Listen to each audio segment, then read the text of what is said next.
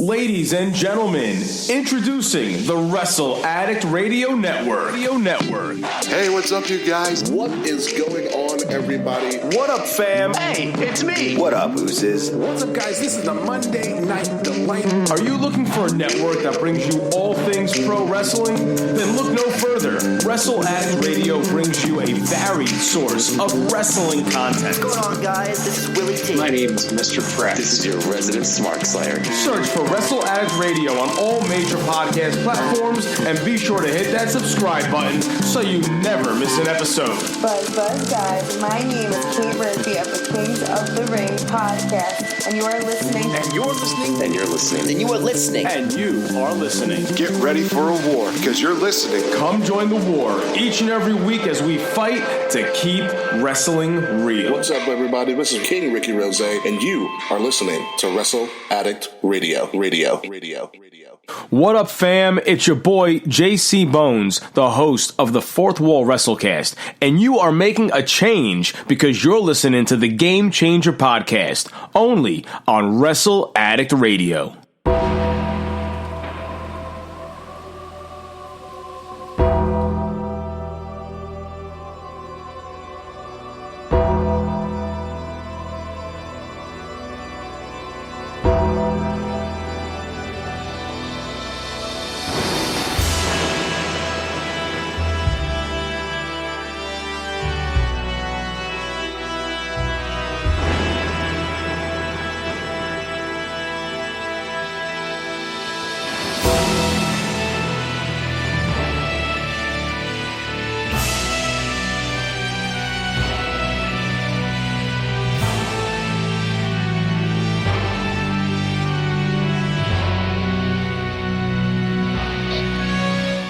Want you to witness firsthand what happens to souls that think they can look into the eye of the dragon. This contract is not for a match. It's the execution of Heidenreich. Ominous words in 2004, probably one of my first times really hearing. Oh man, you've already given me the facepalm, and honestly, it didn't even seem like tonight was like a facepalm moment, except for one moment with AEW, but that'll be something discussed off the air. Welcome, ladies and gentlemen, to this edition of the Game Changer podcast, a part of Wrestle Addict Radio. You guys, I am NateFNGreat, and I'm being joined here by the pallbearer to my Undertaker, that being the one and only, everybody's favorite Canadian, as well as everybody's favorite person on the Twitters, that being the one and only Mr. Fretz.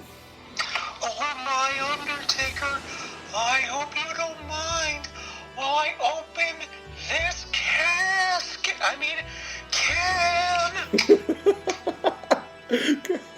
Oh my gosh. If we would have gotten a ball. Double wide, double tall. Hey, it works out. This is a tall boy. Yeah, it is me. It's Mr. Fretz, enjoying a nice tall boy of Boschkong Brewing Cream Ale from lovely Minden, Ontario. Shout out to Boschkong. Please sponsor and pay me.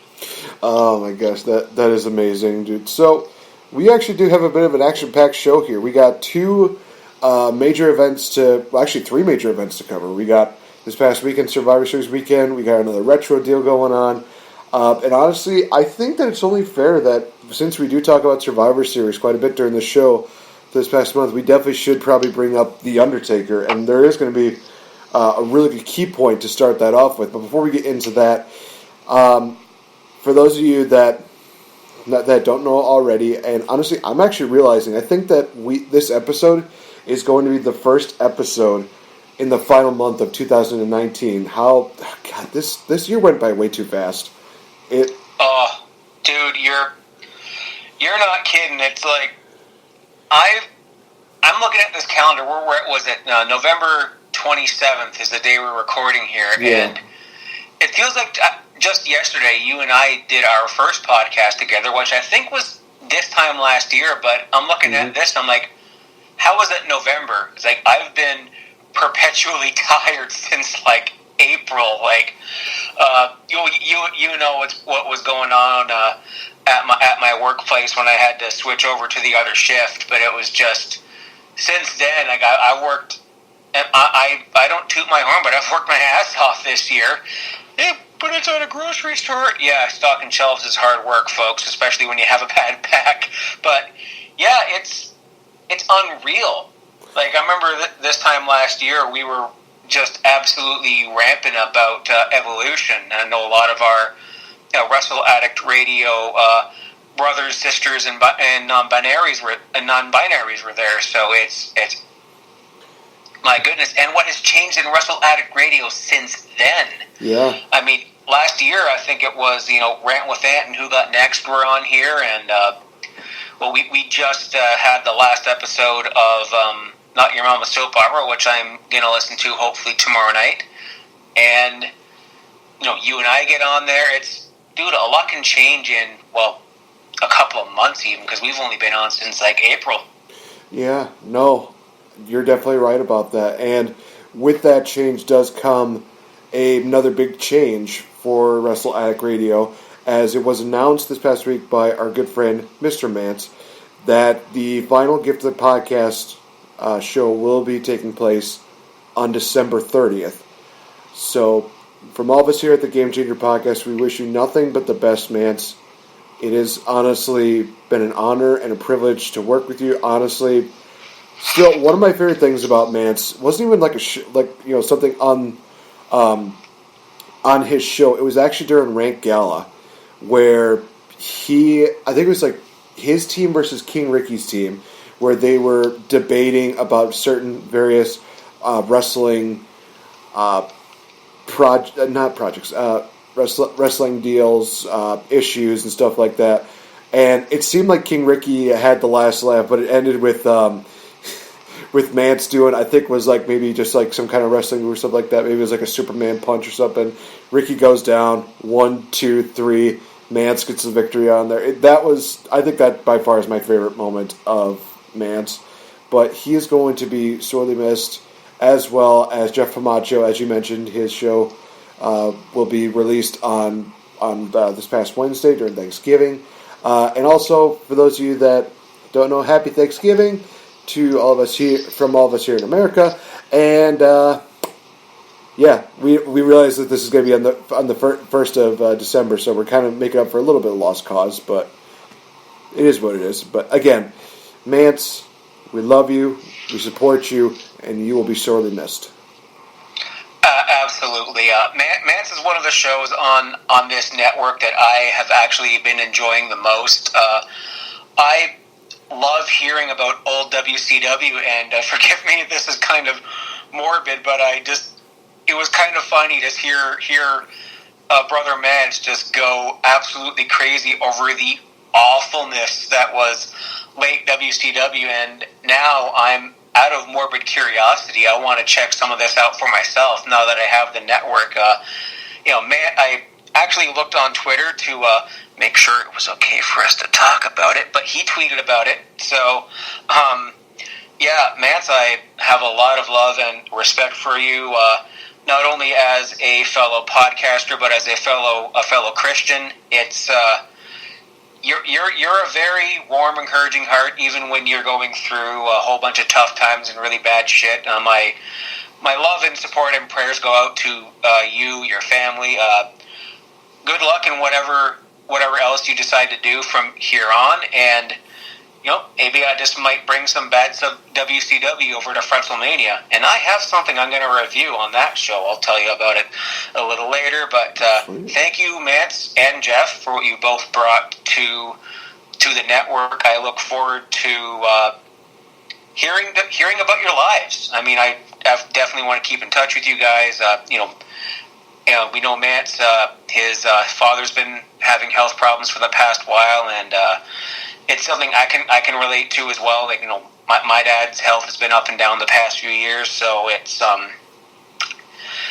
it sucks. I'm going to say straight up, but life happens, and from me up here, my heart, support, and love goes to both of you, Jeff and Mance. Godspeed. And if I must put one more thing from Mance over, do you remember his very, very, very short-lived show with Maddie Wilson. I think it was called 96.6. It was a bunch of there's a 10-minute podcast with a bunch of phony radio ads and bips and bops and skits. I do not actually, but it sounds like something I should definitely see if I can find. It sounds very entertaining. I think it's in the former Wrestle Addict radio feed, on the former Wrestle Addict radio feed, Dan's old one. I think it was last year or the year before. It only had about 5 or 6 shows. Because I think Maddie Wilson was also on the Gift of Podcast, if I'm not mistaken, after the other guy left. Mance recorded, he actually uploaded the first Gift of Podcast from I think it was Backlash 16 around that time. And he says it's cringy. I'm like, yeah, it's funny. I can see the cringe, but it's really funny. Mance is a very funny, very smart man. Yeah, I've put them over. Godspeed. We will put them over no matter what. I mean, those are two individuals that definitely deserve all the praise in the world. So, Fretz took every single bit of it, and I could not have said it better. So, going from that and transitioning to, as people noticed, the first song that was played on here was the song of The Undertaker. And recently, Undertaker was on the Stone Cold Broken Skull sessions.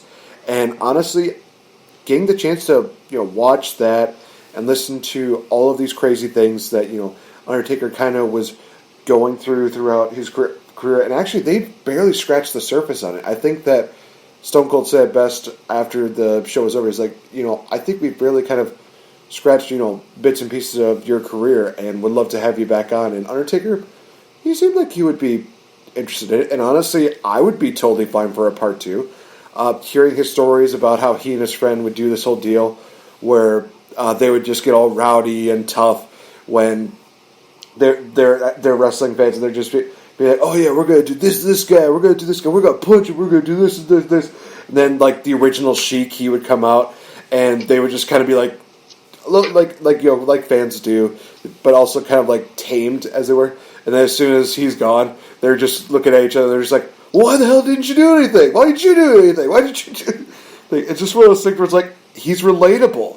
That's what makes Undertaker amazing, is that he has stories like that are so relatable. It's amazing.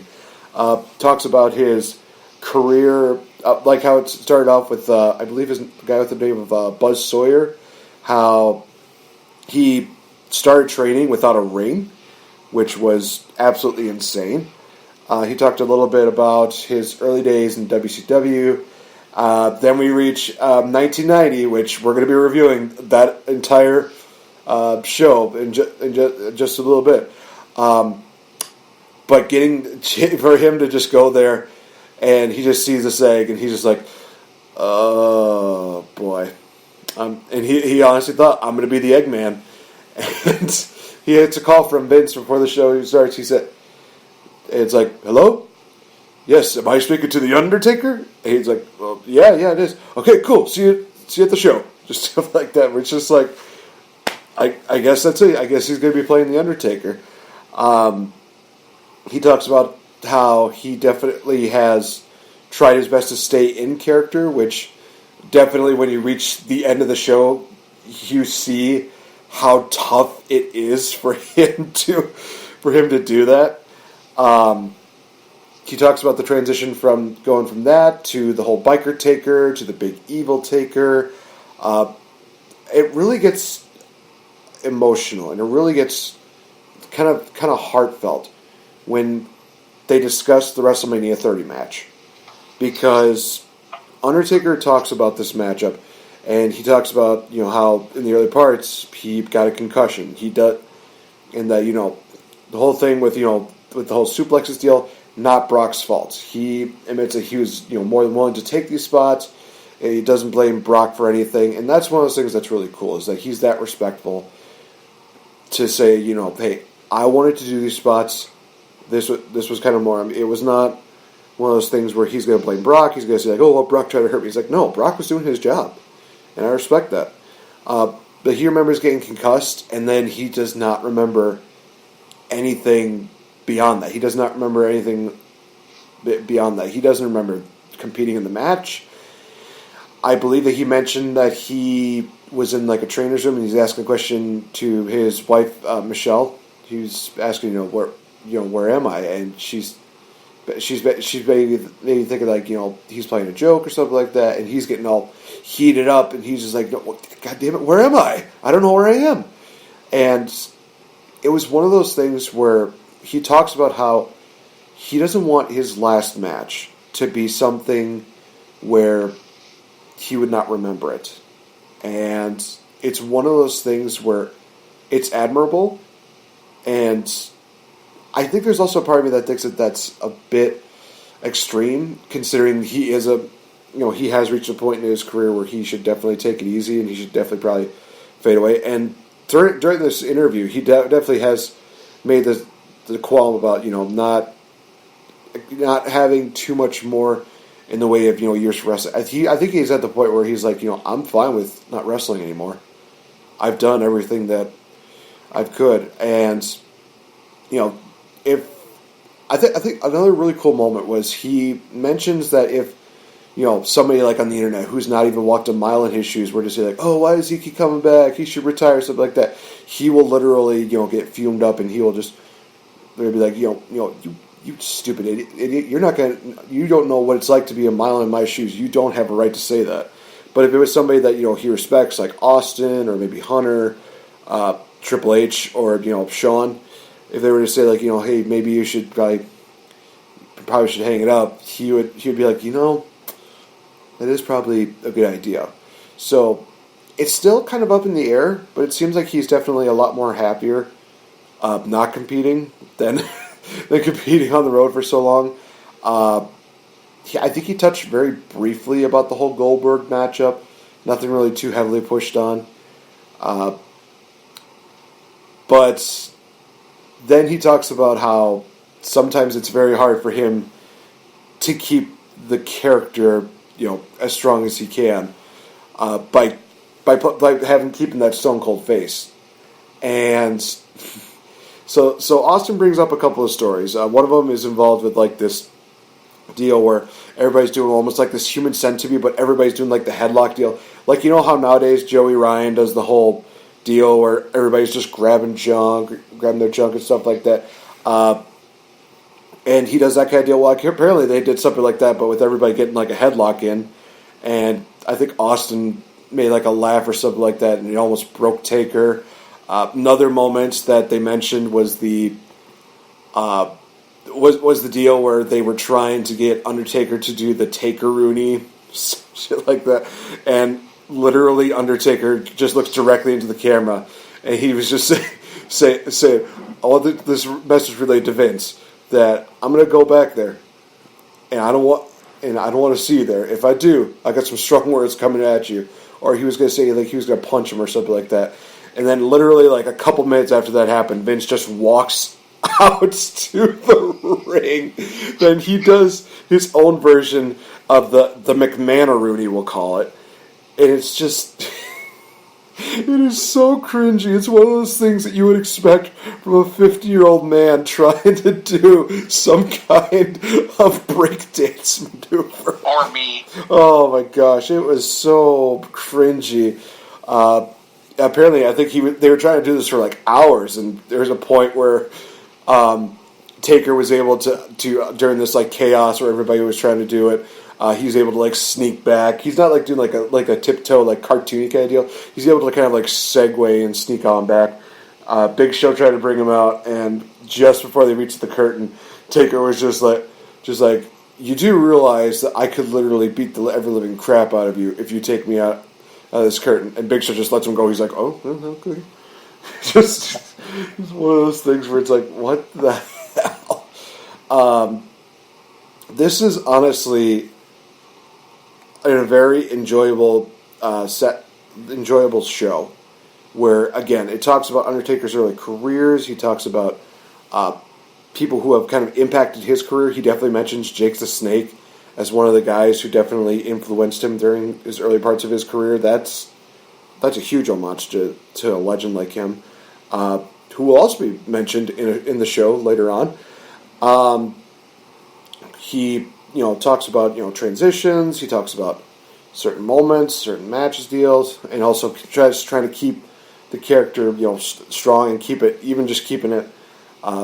Like some people are able to kind of play it off like, hey, I'm supposed to be serious, but I kind of laugh. But hey, that's part of my character. I meant to do that. No, Taker was always that kind of guy who was like, if I laugh when I'm supposed to be the Undertaker, then I know I kind of screwed up. So it is kind of one of those strong commitments that's very admirable for Taker, or definitely during the show he's known as Mark. For Mark to kind of try to keep that kind of commitment, and it's definitely one of those things that's well admirable and well deal. So I'm very much looking forward to the next few episodes that they have of the Broken Skull sessions. But I don't know, Mr. Fretz, did you get a chance to see the Broken Skull sessions? Maybe not much in its entirety, but did you see enough to kind of understand some of these things that I'm talking about? Yep, I watched the whole thing. Okay, cool. I just didn't watch it all in one sitting. That's I think fair. it was on right after Survivor Series, and by the time that show was over, I was dead. So I managed to get through about an hour of it. I was off Monday, so I just put it on in the background while I was making some Chex Mix. So I thought, I'll put this on in the background and listen to it. Very, very good. I mean, part 2, 3, hell, probably even more than that, because I want to hear Paul Bearer, even if he's definitely broken character and went as Mark Calloway in this special. So I'm like, okay, I want to hear some Paul Bearer, No One Heart Ribs, some Mr. Fuji, like any kind of stories, and why the hell he is so deadly afraid of cucumbers.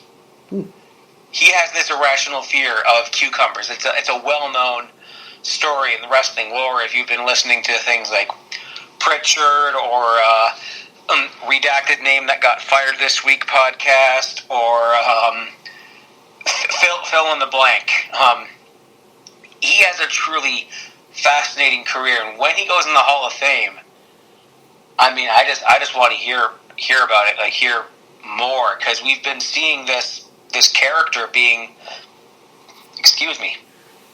protected for all of these years by kayfabe. Like, Taker never goes to or never attends the Hall of Fame because kayfabe, but he's watching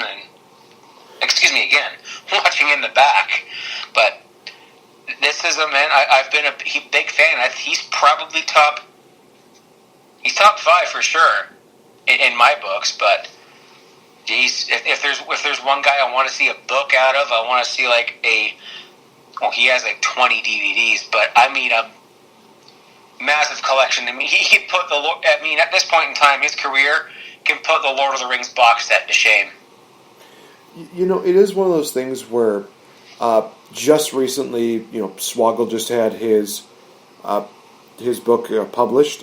It would be kind of cool to have one of those kind of deals where maybe Undertaker only has, or Mark has just one book where he talks about these experiences, like you said, whether it's the Owen Hart ribs or his connection with Paul, maybe the chemistry that he and Glenn Kane had going into the feud, and how they were able to make that chemistry work, whether they were foes or allies.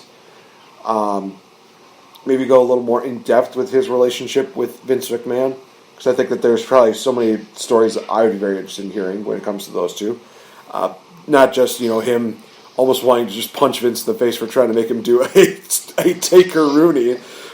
There's got to be so many other stories for that. But one name that was kind of thrown out as another person that could be on the Broken Skull session was Phil Brooks, CM Punk.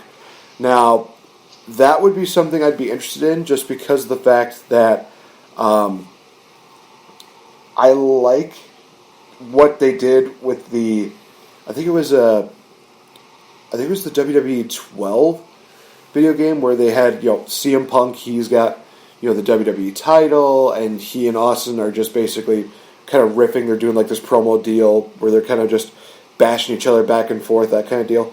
To kind of have that, maybe even have a little more.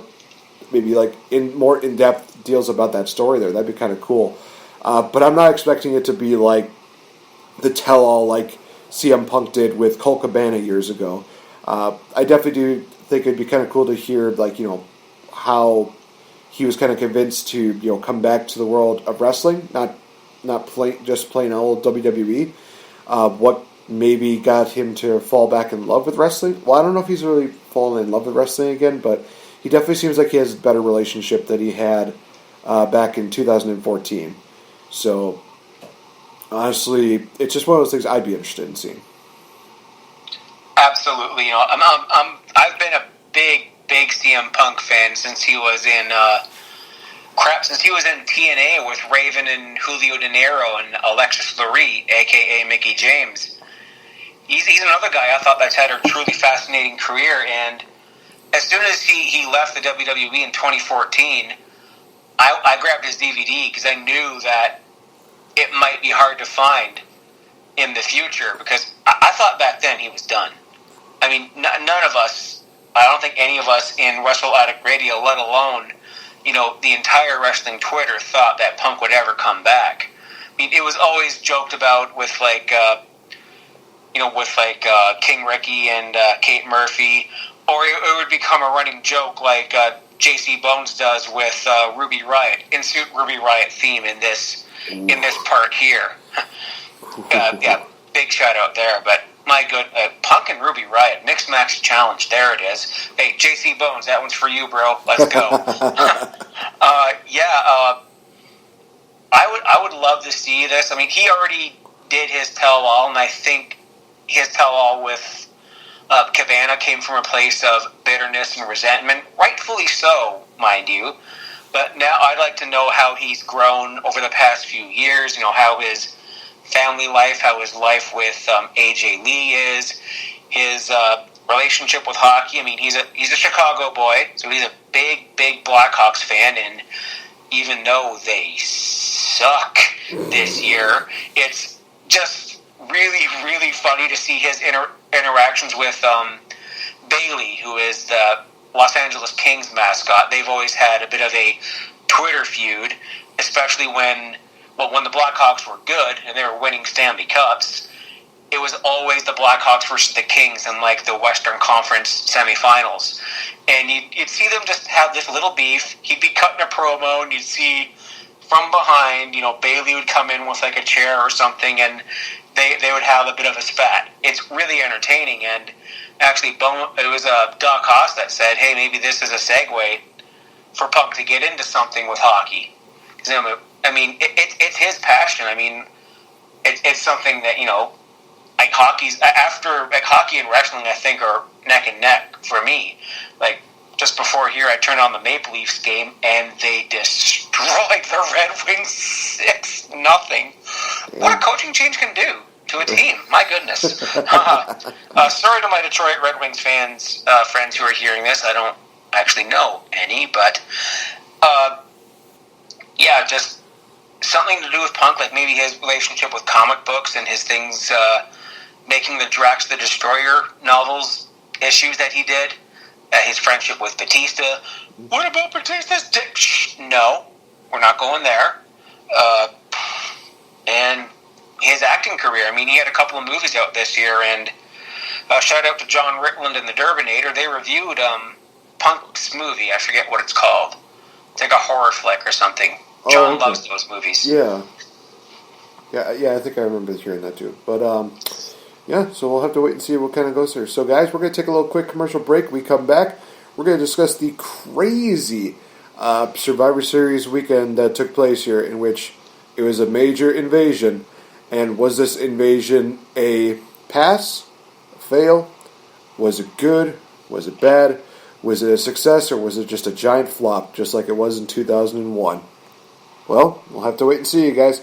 We will be right back.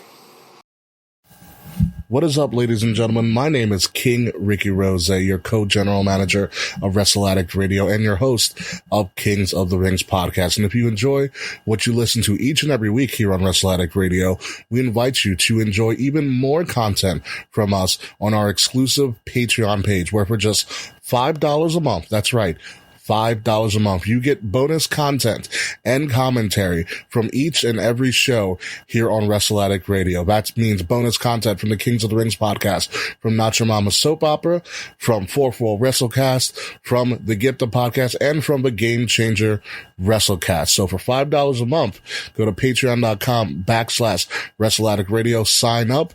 You get exclusive content, exclusive access to us pretty much 24/7, and exclusive shows that can only be found and are exclusive to Patreon. So again, folks, patreon.com/Wrestle Addict Radio, $5 a month, all the content that you could ever want in wrestling. Enjoy.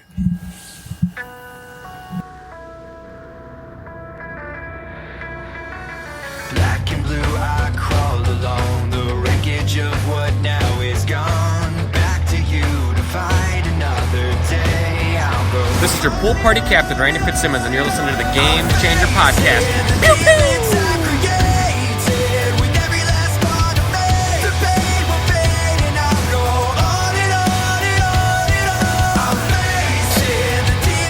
Welcome back, ladies and gentlemen, to this edition of the Game Changer Podcast, a part of Wrestle Addict Radio.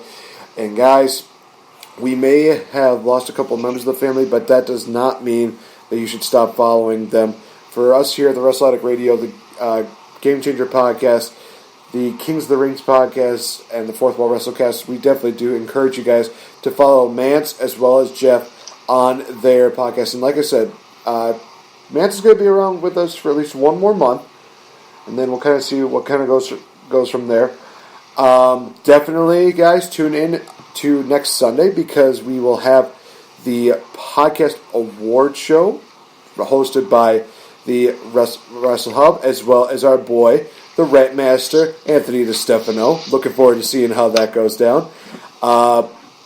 It's going to be a really crazy deal. I mean, I know that this upcoming weekend is going to be crazier for me because originally I was only planning on doing the ACW show and doing commentary for that, but I found out that I had this Saturday off, and I will say this, major shout out to Dave Hero's kid Cal Hero for inviting me to their Blizzard Brawl that they have in Milwaukee coming up on that Saturday, where they will feature quite a few AEW stars and also will include ODB and Melina. So it's one of those things where it's like, do I want to go see Melina again? Yes, I do. Yes, I do. She's a sweetheart.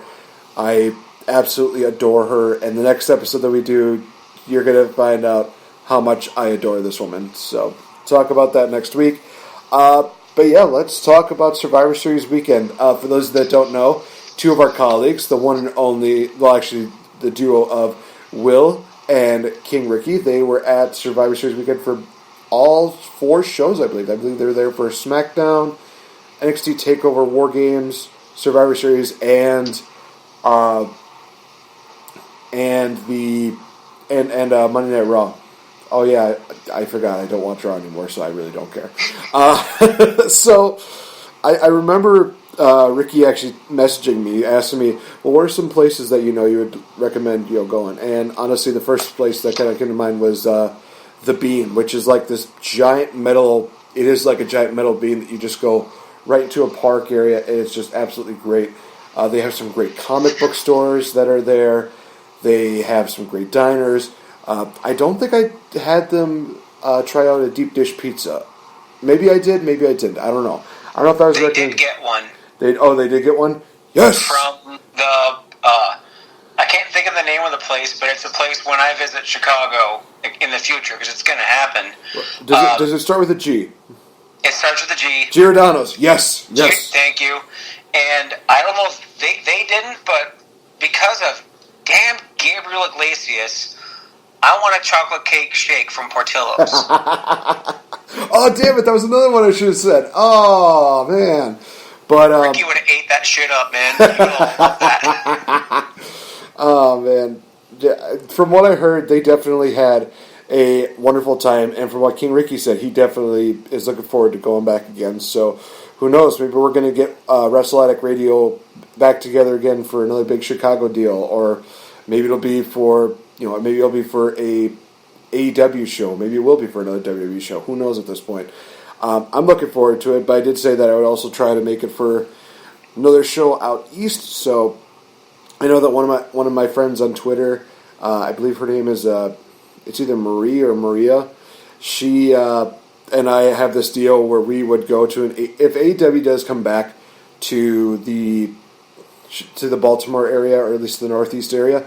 I've already said to her, you know what, we're going to have to go to a show together, and I said that I will literally be her camera guy the day that she meets MJF, because I honestly thought, you know what, that's all worth it for me. If you haven't gotten a chance to check out her stuff, it's awesome.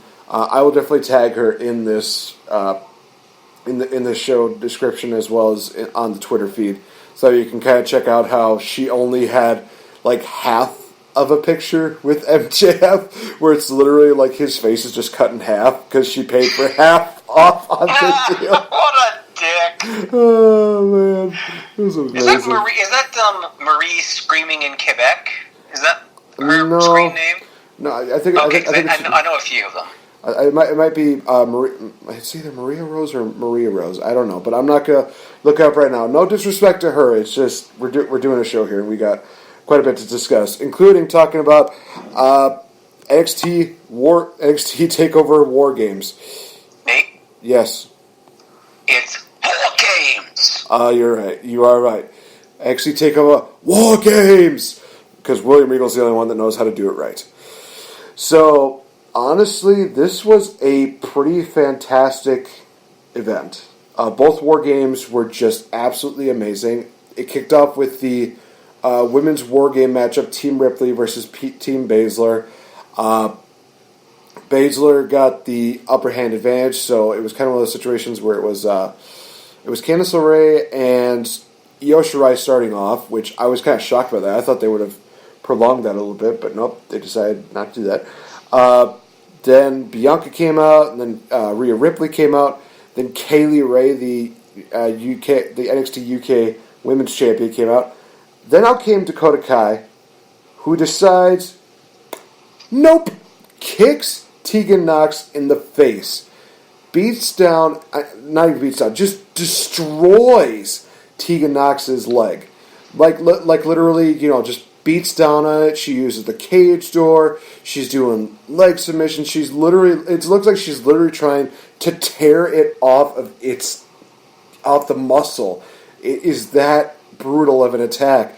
People are just screaming, yes, it's crazy, it's awesome. And there are people saying like, oh, I saw it coming a mile away. But you know something? You were still reacted the same way that everybody else did, so shut up.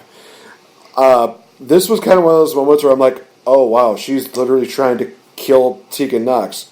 And Tegan Nox, who literally has had 2 knee injuries because during the Mae Young Classics. Leave the poor woman alone, damn it. I know people are happy to see Dakota Kai turn heel, but at the same time, Tegan is an amazing woman. She is literally like somebody I would want to consider to be a bestie, and I really see so much great things going for her in the future. I just really don't want to see her die.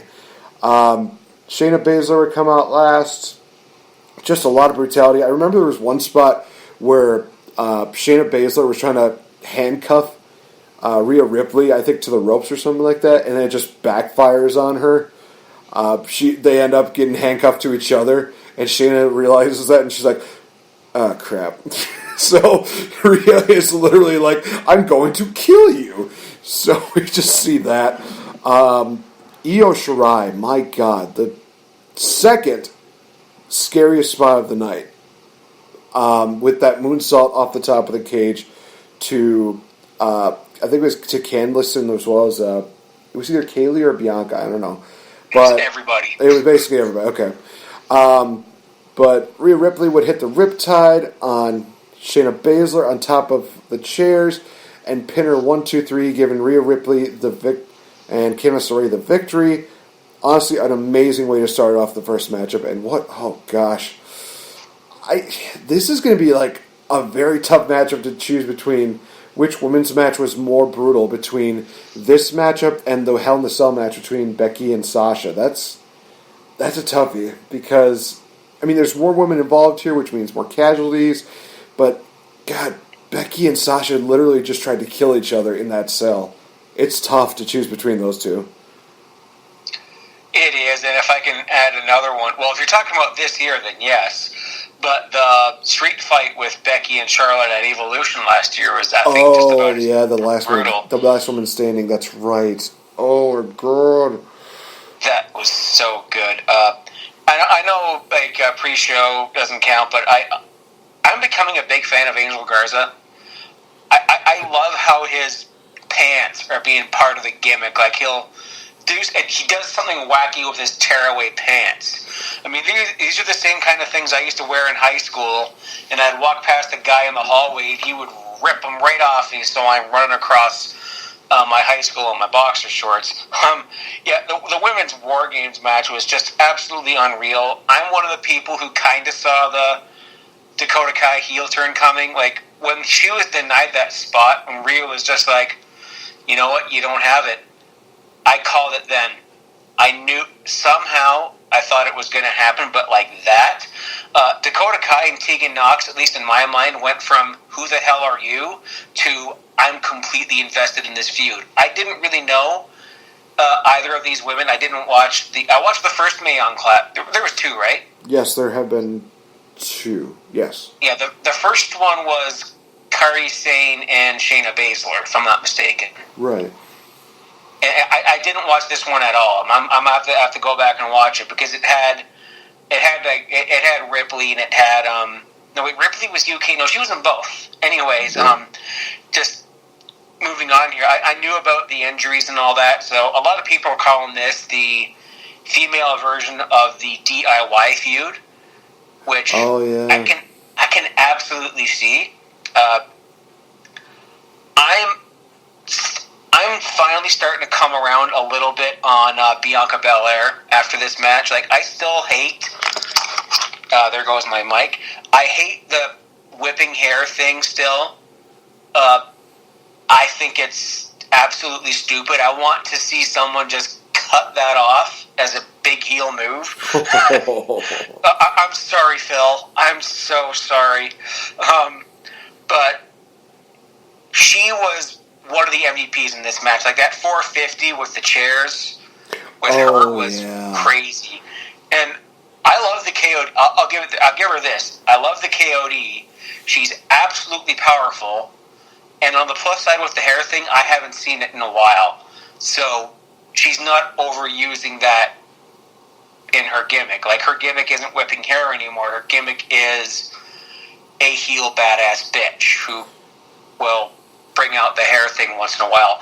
Unless she starts putting, like, the Cat of Nine Tails or, like, if you've ever seen any of the Passion of the Christ or Jesus movies, like the one that had the little Cat of Nine Tails, the little spikes on the end of the whip, do that and there's barbed wire. Barbed wire, the extreme match. Go, Bianca. I know you're not hearing this, but someone tell her to do it. I thought it was brutal. Io Shirai is fucking insane. She almost dies with that moonsault. I'm a little disappointed we didn't get to see Mia Yim in this match, but I know that, Dakota Kai did this, and, it's just more part of the Tegan Nox feud. Candice LeRae absolutely killed this match. All these women did, and Rhea Ripley, I've been saying this for a while, but she's the future of this division. I can see her performing at WrestleMania next year. Although I think her title win is going to be saved for that takeover. If not, maybe on TV in a couple of weeks. Let's see, there's the really wicked Tower of Doom spot in here. I'm just trying to go through to see if I can remember anything else from this match. The heel turn was perfect. It was absolutely perfect. It was well done. Although I quote unquote saw it coming, I didn't see it coming then when Dakota Kai was coming out. It's like, okay, here I come, boom, just destroyed. I love the Riptide as a finisher. I love that submission move that Rhea Ripley does. I don't know what it's called, but it's that elevated reverse cloverleaf where she picks up the woman and just holds her there. Like, that is power. I mean, Trish Stratus put her over and said she's the future. Like, this is WrestleMania, like 36 So what's next year? 6? 36. Yeah, I'm turning 36, so it's WrestleMania 36. I'm WrestleMania years old. But yeah, WrestleMania 37, title match versus Becky Lynch or Sasha Banks or something. Get in. Yeah. No, I'd be totally invested in that. The next matchup here was the triple threat matchup for the number 1 contendership for the NXT Championship. These guys put a hell of a matchup. Pete Dunne, Damian Priest, Killian Dane. I asked, I think it was Kelsey. I was asking her because she was so high on Damian Priest, and understandably so. During this matchup, I'm watching Damian Priest, and I'm like, so is he kind of like, this version's Scott Hall, but without, the razor blade trunks and stuff like that? Because I see him doing, like the choke slam, and he's doing the razor's edge, which again, they're protecting that move. Thank God. I'm okay with this. That's the one move that I think that should be protected, because so many other moves are not being protected nowadays. Make that the move right now that's like, you hit that, boom, automatic winner. It's just absolutely insane seeing these three just literally try to just kill each other. Pete Dunne, of course, doing his trying to break the fingers, and he's of course trying to do what he can. He lifts freaking Killian Dane for a bitter end. My God, does this guy have a lot of strength? The finish I thought was just a shock, because I think a lot of people knew that Pete Dunne was going over, but I don't think they were expecting him to go over like this. So, if I remember correctly, I think Killian Dane was going for his version of like the one-winged angel deal. Pete Dunne's able to slide down. He's grabbing Killian into like a sleeper hold or something like that. Killian Dane sees Damian Priest, and he's just like, okay, double trouble. So he's basically doing like his whole senton deal. Pete Dunne's able to do the situation where he hits Damian Priest, but somehow he was able to not take so much of the brunt, because he was able to go from that spot, knocks Killian Dane out of the ring, covers Damian Priest for the victory. It was one of those things that shocked me, and I absolutely liked it. I thought, okay, this is kind of smart. He used Killian Dane's intelligence against him, and he found a way to sneak the victory in. I thought that was great. Some people have been saying this is probably like the best triple threat matchup of the year. I think that this is definitely very high up there with one of the best. These two just kept going. Kept going and going and going. This is a long match. And, CBS Sports here is saying, like, they could have benefited from a little bit of trimming of time, but no, you didn't know when it was going to end, and I thought that was the point, and that was great. That spot with the bitter end, and then I think there was like Priest had the bitter end, and then there was a sleeper on Dane. Dane attempted to fall backwards with the senton with Dunne still on his back. And there you go. That was your finish, and just the Michinoku driver, the razor's edge. In the 2K games, Killian Dane's finisher is called the Ulster Plantation, and I think that has something to do with where he's from in Ireland. My goodness, like these three on paper. If you look at these three, you get a big tall bloke, Damian Priest. Kind of funny that you mentioned the razor's edge and all that. Damian Priest's attire just was like resembling the Outsiders, even with Nigel Morrow. They were even referencing that on commentary. That he had like the blood dripping vest and Kevin Nash's leather pants. And Damian Priest reminds me of a young but talented Kevin Nash. And a little bit of Scott Hall in there, too. He had a big, tall guy, a smaller, brawler-type wrestler with Pete Dunne, and a chubby-looking guy with Killian Dane. He figured, how can these three guys have amazing chemistry? Like, just on the surface looking at them. Then you see them go. Like, Killian Dane, big damo. I've been watching him since he was in What Culture Pro Wrestling. The guy can go. Like, absolutely. Damian Priest, punishment Punishment, right? Yeah. Yeah. Someone I'm not familiar with at all. Like the first time I saw him was the 0 Hour Battle Royal at All In last year, and the things that him and Rory guy from Impact, Cage, were doing in that match were redonkulous. And I knew once the WWE signed him that guy is this Vince McMahon's wet dream. He's going to be huge. Cannonballs, Razor's Edges, Pete Dunne just outmatching and out-wrestling both of them. It was phenomenal. It was absolutely phenomenal. Next matchup was Finn Balor taking on Matt Riddle. I'm not going to lie. Out of all the matches here that, when it came down to it, this was one I was the least looking forward to. And unfortunately, the reason why was because that they had to pull Johnny Gargano out of it. And I don't know what the full story is of it, but I believe that Johnny is working a bit with an injury. There is rumors going around that it might possibly be a neck injury, which is very scary to hear because we already just had somebody have a neck injury and was out for a while, and we don't want that to happen again. So let's just hope that it's not that serious. Let's just hope that it's nothing like that. Fingers crossed. But yeah, they announced that he would be facing off against Matt Riddle. Nothing against the original Bro and everybody else. I get it. You guys are big marks of the deal. But this was just one of those matches that I was not really looking forward to. And even during the matchup, I was just kind of like, it's okay. It was one of those situations where I was so looking forward to, Finn Balor versus Johnny Gargano. But this just felt like, it felt like Andrade versus Bobby Roode at TakeOver New York 2? It was either the second one or it was the first one. No, it was the second one.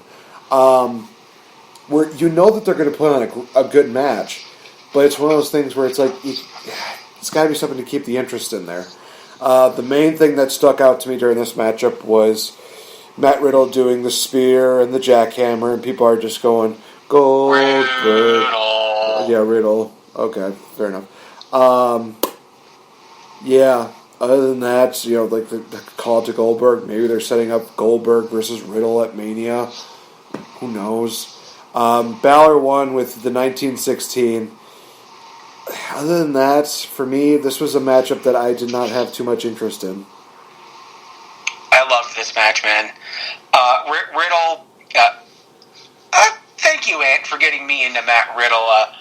I think, as I said, I was looking back on when I saw all these guys the first time, and I think this one was one of the Joey Janela GCW shows which were just batshit crazy.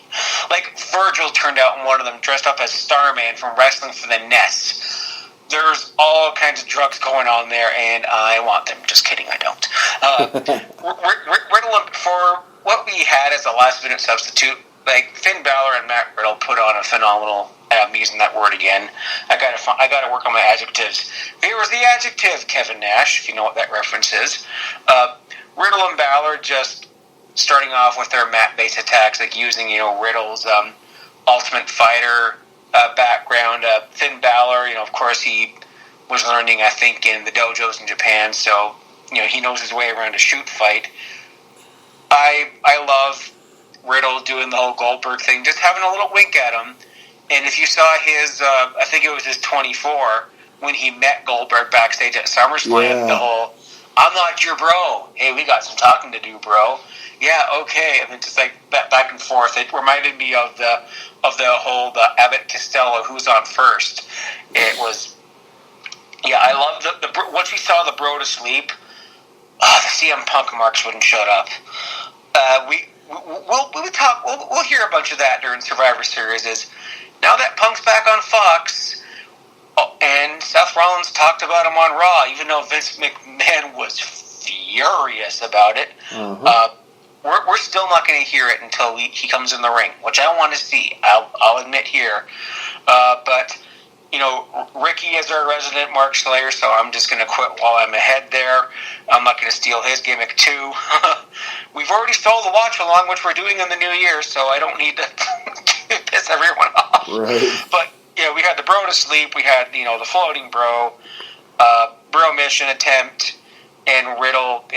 I love that Balor's using, a quote-unquote heel finisher. 1916, he only broke out, once in the WWE. And there was another, and this is one of his old Japan finishers, and I'm going to get into speaking of a Japan finisher that was teased, or not a Japan finisher, but more of a Ring of Honor finisher that was teased. We'll talk about that in a minute. I thought they put on a great match for, what it was, for what we saw with Johnny going down. I think Johnny and Balor will have a match, I'll say January, because I know Worlds Collide is happening. There's TV. They'll have a match on TV. Just tonight on NXT, as we were starting to get ready to record, Balor had a really good match with Ciampa. So, yeah, I'll need to watch that. The DIY connection. Whew, yes, please and thank you. So the main event was the men's War Game matchup, Team Ciampa versus Team Undisputed Era. Ciampa, of course, leading the fray with Keith Lee and Dominik Dijakovic.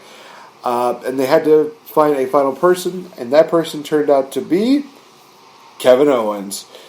That was a bit of a shock. A lot of people were probably thinking Johnny Gargano, or I called it last week. I thought it was going to be John Morrison. Now looking back at it, I can understand probably why they wouldn't have done that, because in order for most of these things to work, they need to have some kind of plan. But in all honesty, I was kind of thinking, what would Johnny do? What would Johnny Impact do? He could challenge, either Adam Cole, or he could challenge Roderick Strong for their championships. Honestly, John Morrison versus Roderick Strong sounds like an amazing matchup. I would also love to kind of see how he would be able to use his parkour background to, get out of certain moves that Roderick Strong would do. I think there's just a lot of potential with that, but we'll see it come probably 2020 if he shows up for that. I mean, there's still 1 month left, so these things could happen. This was a really very physical, very brutal matchup. I mean, my God. They utilized tables, they utilized weapons. It was just absolutely insane. Keith Lee and Dominik Dijakovic, oh my gosh. This was just the beginning of their rise to superstardom, especially for Keith Lee. We talked about Rhea Ripley a lot. Keith Lee was definitely the second person in NXT to shine this weekend. Yeah, you're doing the whole, bask in the glory. That is literally it. He is a big man, and he was the highlight in NXT this past weekend, other than one spot in particular, which we're getting to that. Kevin Owens, he definitely played. I will say this, with him coming out and Adam Cole just having that look of just utter shock. So many people that were Ring of Honor marks are just oh my God, we get to see Cole and Steen again. We get to see this happen and blah, blah, blah. And I think I remember just playing off of that, where somebody had a caption. I think it was the gif of Kevin Owens coming out and Adam Cole's look of shock. And he just said, caption this. And I think my caption was, and I quote, "Oh gosh, I'm going to have to make sure I don't die like I almost did in Ring of Honor, aren't I?" It's just one of those things where it's Steen is one of those guys who just would want to kill people. Kevin Owens, maybe. He's kind of like the woken to the broken, where it's it'll work, but that when it gets on the independent scene, it's just so much better. And yes, I know Matt Hardy was on Monday Night Raw this past week, which he did nothing. Anyway, like I said, absolutely phenomenal. Dominik Dijakovic and Keith Lee again, just absolutely killing it. That powerbomb through the table by Keith Lee, a frog splash by Kevin Owens. That were just the preliminaries. That was just kind of the warm-ups. because the main course and what literally probably set so many people over the edge, so many people, including AEW star Britt Baker, who was in attendance during that time, which I literally thought was amazing. And I'm not going to look at it as a situation where WWE is trying to throw ill will at AEW, because it's one of those things where they don't think AEW is competition anyway, so why not? That spot with Tommaso Ciampa and Adam Cole at the top of the cage, not on the top turnbuckle, at the top of the cage. So that's like about 20, 30 feet up in the air. Tommaso Ciampa, who came back from a neck surgery, he does the air raid crash on Adam Cole from the top of the cage on 2 tables. Not stacked tables, just 1 table, 2 tables right next to each other. Boom, they hit the tables. I literally looked at that and I thought to myself, how is Adam Cole going to survive this? Literally, it was just boom, spot's been done. 1, 2, 3. Tommaso Ciampa, team wins.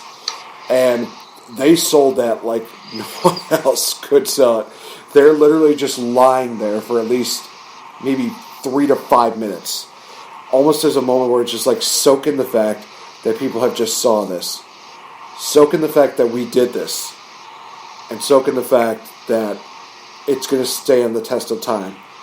And they literally showed that replay so many times. No matter what angle you had, it was one of those moments where it's like, try to fake that, MNFers. Try to fake that. Holy shit. That air raid crash.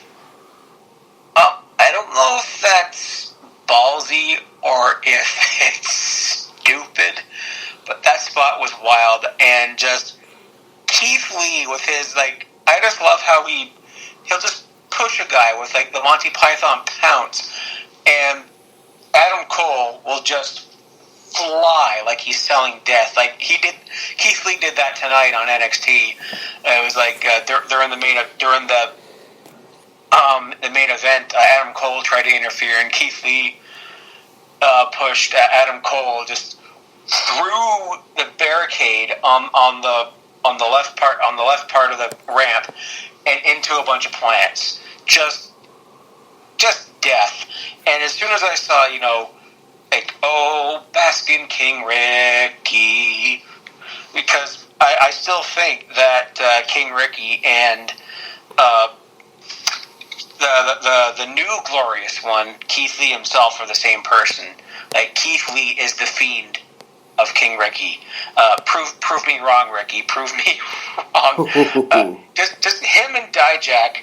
I mean, them as a tag team tonight, they worked so fluidly. And, spoiler alert, they did not win the tag titles, but I could see them having a run. And then, like, King Rick, my God, I'm going to keep calling him that. Keith Lee. I'm sorry, Ricky. No, I'm not. Keith Lee, like, his facials, like, his pissed off face, like, even when we saw, like, his angry face at Survivor Series, and, like, I instantly thought, I looked at that guy and I'm like, that guy can be a main event heel.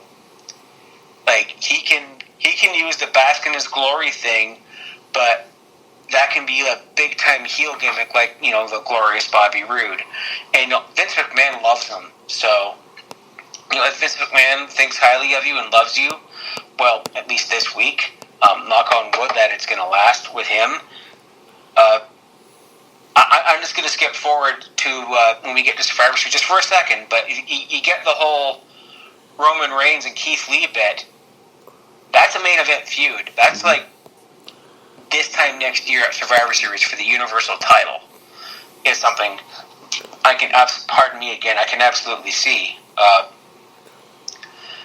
This match was just nonstop violence, and I loved that once Kevin Owens... You saw that he was teasing that package pile driver, didn't you? I did. I loved it.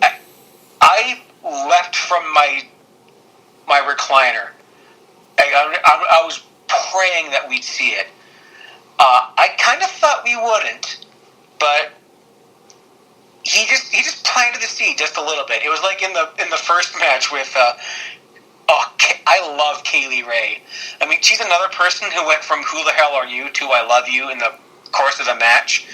I did see her a bit. I don't watch UK, straight up. Like right. I used to, but then I fell off because, well, now we have AEW and we have Power, so something falls through the cracks. But Kaylee, I saw the match when Kaylee Ray won the women's title from Tony, and just her spot when she was going under the ring and bringing everything out, she teased the table and puts it back. The crowd, boo! She tweets after, "I don't give a shit about what you want." Like, oh, I love you. But it's too bad that Piper Niven is going to destroy her and win the women's title at Blackpool next year. Calling it here. What else was there? But someone in the match, in this match, but just because Kaylee Ray denied the tables, somebody, I think it was Ciampa, just brought out like 10 tables from under the ring. Just like, you get a table, you get a table, you get a table. And yeah, everyone just got the living crap kicked out of them. I loved Ciampa's like Vega, or I don't know if he was going for Vega from Street Fighter or Casey Jones from Ninja Turtles mask. That was sick. And his Powers of Pain or Road Warriors or whatever face paint he was wearing, just unreal. And he had a bit on the WWE PC channel this week. It was just about him bringing his daughter to her first takeover, and it's just right on the heartstrings, right there. You know, his sweet wife and his little cute daughter, and you know, Mrs. Ciampa's wearing Tommaso's camo pants and black shirt, and you see little Willow in a little tiny "No One Will Survive" shirt, just running around backstage and interacting with all the wrestlers. It was really cute. Reminded me of when my niece was that small. She just, and my nephew actually, you know, little David just turned 5, so I can remember when he was just that teeny tiny, running around the store. It was really cute. Losing my train here, and I just lost my thing with the phone here just to see if there's any other spots to go through it. Kevin Owens, I mean, that got the pop of the night, and I was looking back on my predictions, and I listened to last week's episode. I called KO being the fourth man, so I think you did. boom. Yeah. I think I did. It was the only one I think in my mind that made sense, and I know you didn't watch Raw, but looking back on that now, it made sense for Seth Rollins' change of character. I recommend you watching his promo. It was actually really good. Okay. He just opens the show and just shits on everybody. He's standing in the ring, and it's like that. Simpsons wrestling memes had it way better. I forget which rep. I'll look when we go on the break here, but just Seth is like, you know, you sucked and you sucked and you sucked, and everyone just walks away from him just quietly. It was like that time The Rock staged the walk off until Mick Foley got reinstated to do the Cactus Jack street fight, which I'm reviewing in the new year. I can't wait. Nice. Yeah, and he's just like, yo, where you all going? And Kevin Owens comes in the ring, says nothing, boom, stunner. Sets up the main event, and yeah, so Seth's a heel. Spoiler alert. On to War Games. These War Games matches and these takeovers just have this ridiculous habit of trying to outdo and outperform the one before it. Like, what have we said for years, which is the greatest takeover of all time? New Orleans. And then War Games happened. And then War Games 2 happened. And then War Games 3 happened. And then the one that we didn't think was going to be that good, but it surprised the hell out of us in Hartford before Money in the Bank. That one was great. Toronto was all right. But how do you keep doing this, NXT? Triple H, you're a friggin' genius. Undisputed Era lost their first War Games match. I mean, the past two, they've dominated. So maybe we're starting to see a little bit of the crumbling of the era. At least crumbling in a sense of them losing their gold. Because Ciampa Cole, take over Tampa. Yeah, I could see that. Although we would have to also see what they would have. Well, maybe they'll do something where it's Strong versus Ciampa at Portland, which is the next TakeOver show. And then that kind of carries over into Tampa, which honestly I'd be okay with that. I'd be okay with them, having him basically go through each and every single member of Undisputed Era, and then move on from there to Cole at TakeOver Tampa, as you mentioned. So I'm just gonna give quick analysis, stuff like that through Survivor Series. I'm not gonna go too deep into some of these matches. Pre-show for Survivor Series, as Kale likes to call them, Team Rudolph picked up victory in the Interbrand Tag Team Battle Royal. Lio Rush retains his Cruiserweight title in a triple threat match.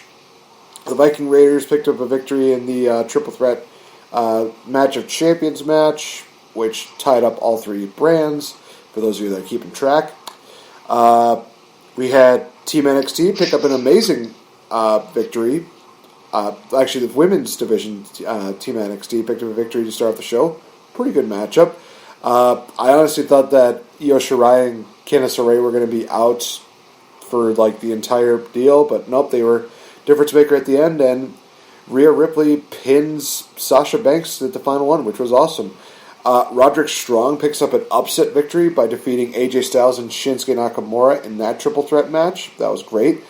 A battered Pete Dunne and Adam Cole still steal the show for the NXT Championship, but Adam Cole, baby, had this amazing counter from the bitter end into the Panama Sunrise and then to the knee to the face. 1, 2, 3, that's it. The Fiend, Daniel Bryan, still a pretty good matchup.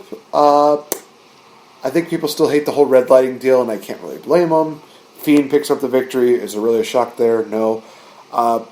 Probably match of the night, that being the tag team match, 5-on-5 men's match, in which during this deal we saw Matt Riddle pin Randy Orton, which was amazing, which could also set up Riddle versus Orton for WrestleMania. Never know.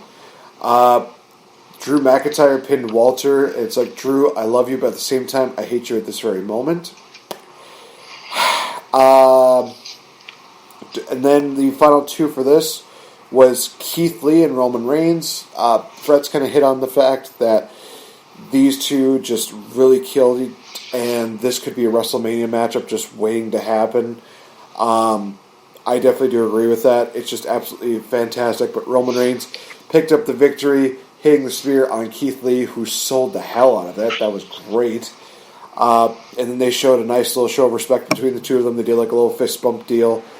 That was great. That was kind of one of those things where it's like, hey, you're going to do really good in this business, kid. That was awesome. Brock Lesnar taking on Rey Mysterio in a no-holds-barred deal, and that was honestly probably my highlight of the night. Seeing Brock Lesnar almost kill Rey Mysterio. Out comes Dominic, who looks like he's going to throw in the towel. Rey does a low blow.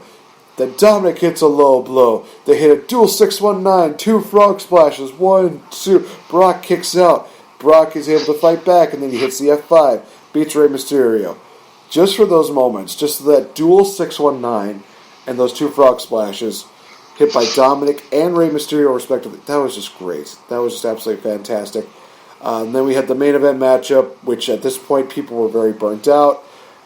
The women, they did the best that they could. I think that this was a bit underwhelming, and I know a lot of people were very disappointed about this matchup. But Baszler, Lynch, Bayley, they gave it their all, and I give them props for doing what they can. In the end, Bayley got choked out by Baszler, and we also saw Becky Lynch beat down on Baszler, so it looks like there's not the feud with them is going to continue, possibly to WrestleMania. If Ronda Rousey's not coming back, it might be Shayna Baszler versus Becky Lynch. I mean, who knows? All in all, the show for Survivor Series was pretty good. I think that, in all honesty, this might be their best show of the year. Some people might say WrestleMania, some people might say Royal Rumble, some might say SummerSlam. I think when it comes to like standout matches, I think I would say that Survivor Series definitely really was a staple for that. So that's kind of like my short end review of it. So Mr. Fretz, if you want to insert your thoughts as well as other things that you would like to put into the Survivor Series for this year, what were your overall thoughts? I thought it was great. I got home just in time for the show. The women's Survivor Series match to start. So I got off to a great start there. Rhea Ripley, I think, is the MVP of the whole weekend. Roddy Strong is I've been saying it since he was in Ring of Honor. Like, I've been watching him for 15 years. He is amazing. And I love that Jerry Lawler was really given out during this match. And also, frig off Jerry Lawler for being on this card. I love him, but my goodness. I mean, I'm going to have a controversial take here. Adam Cole shouldn't have wrestled Sunday night. For a couple of reasons. Well, I think it's mostly to do with the bump that he took on Saturday. Not for the whole riskiness of it and he was probably hurt, but for selling. I mean, he took a 20-foot air raid siren through a table, which normally this is something that you'd think would quote-unquote write off a character. So let's just say Pete Dunne qualifies for this match, and then you get something to do with William Regal comes out. Adam Cole can't hurt. Blah blah blah. Heel heat, and this is when you would bring in. I know he would have been doing double duty, but he would have brought in a guy like Walter or Ilya Dragunov. You bring in a guy like him to put on a match. No, screw Dragunov versus Dunne. I want Dragunov versus Dijakovic, and I want it at Worlds Collide. And I'm crossing my fingers that we actually get it. Cole and Dunne, I thought they stole the show. They could have stole the weekend had it not been for the War Games matches. That friggin' pile drive, that Canadian, I'm calling it by law up here, I'm calling it the Canadian Destroyer. Okay. But that counter out of the bitter end into the Destroyer was crisp, clean, and a thing of beauty. And I'll just say it, the Panama Sunrise should be his finisher. The fact that a flipping pile driver is used as a setup move for a kick. I love Adam Cole to death, but pick one, bro. The Fiend and Daniel Bryan was way better than it had every right to be. I'm coming around on the red lights because it's part of the Fiend's gimmick, and I also think the red light is his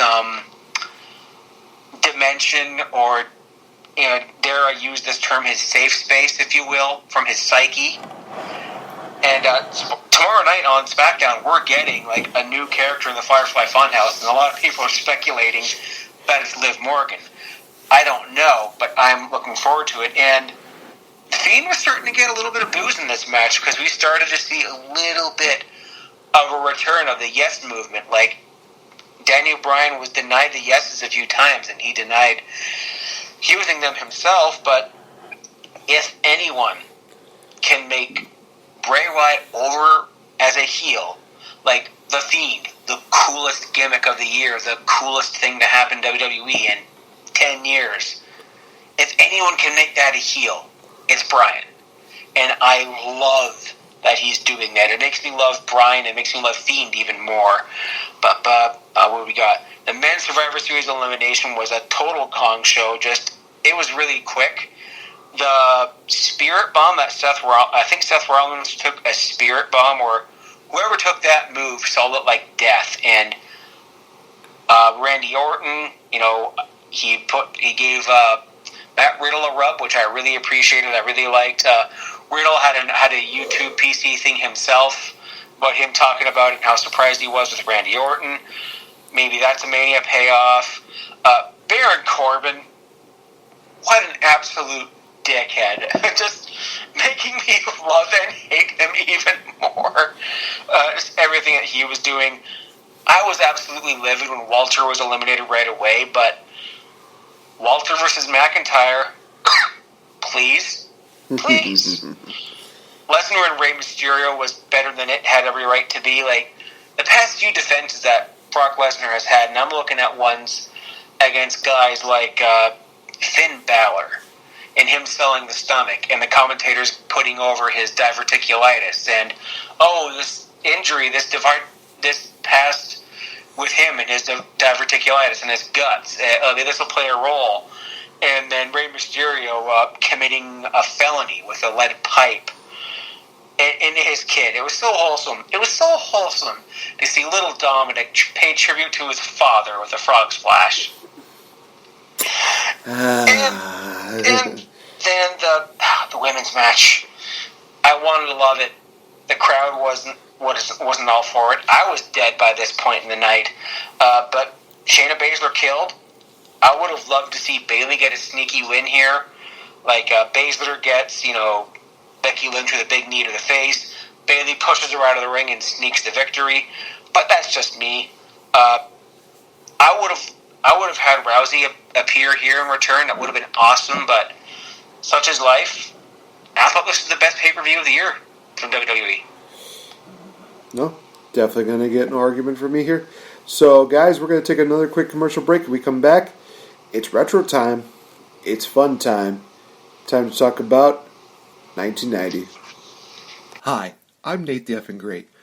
You know what's really fun, you guys, is just spending some time creating wrestling moments. Whether it's being in the crowd, cutting promos, or just really kind of beating each other up with a chair or a trash can.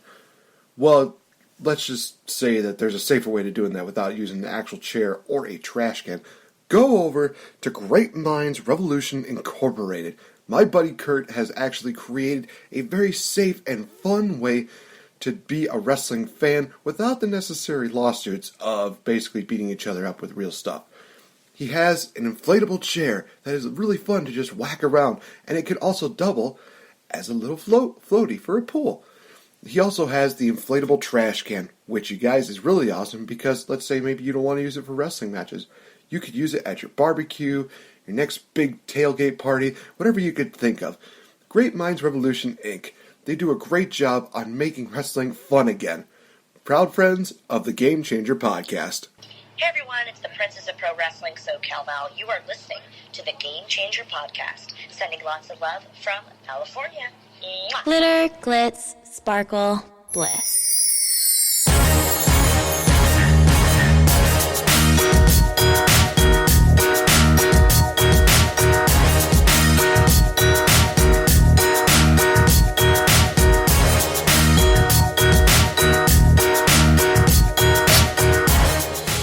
You know, I don't know if she listens to the show as much as I think she does, but if Val were to hear that soundbite followed up with this theme music, I'm pretty sure that she'd probably have my head.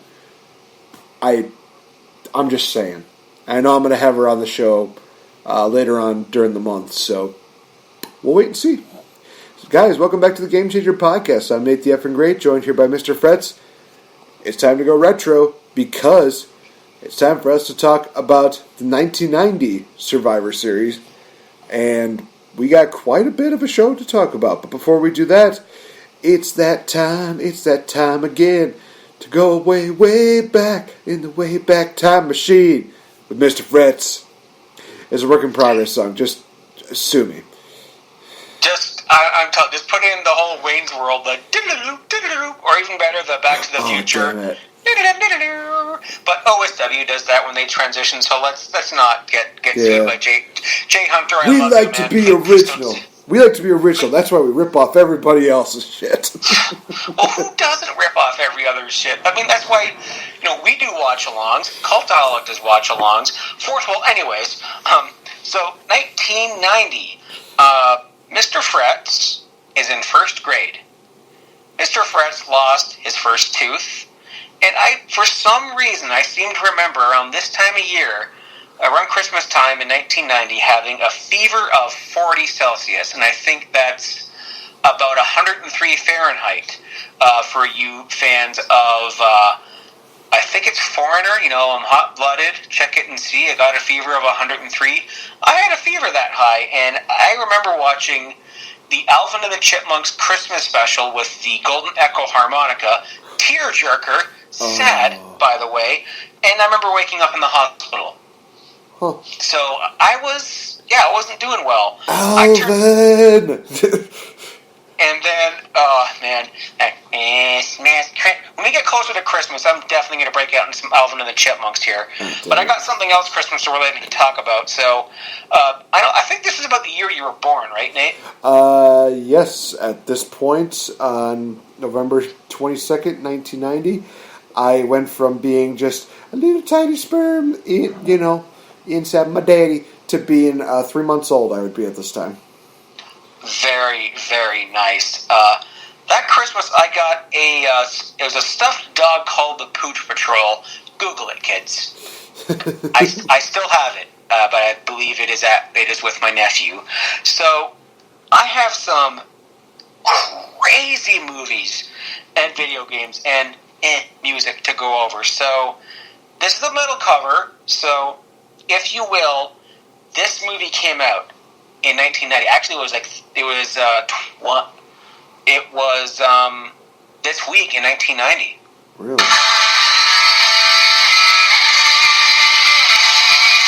It's a metal cover. Bear with me.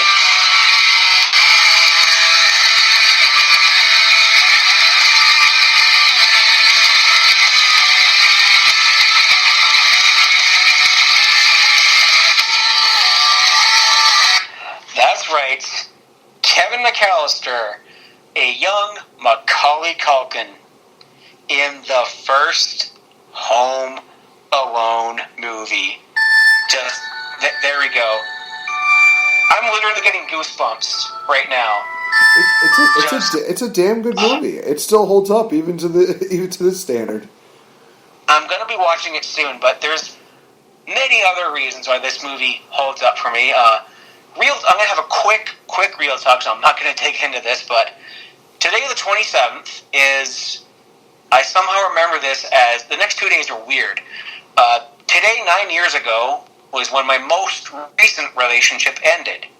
November 28th, 2000, is the date my first ever one began. And my most recent girlfriend loved Home Alone.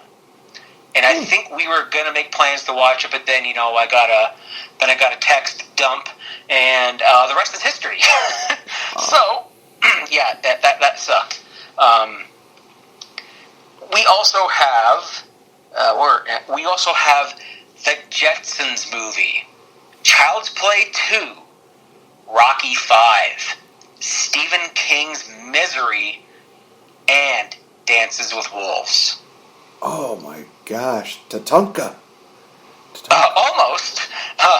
In music, well, we had Mariah Carey.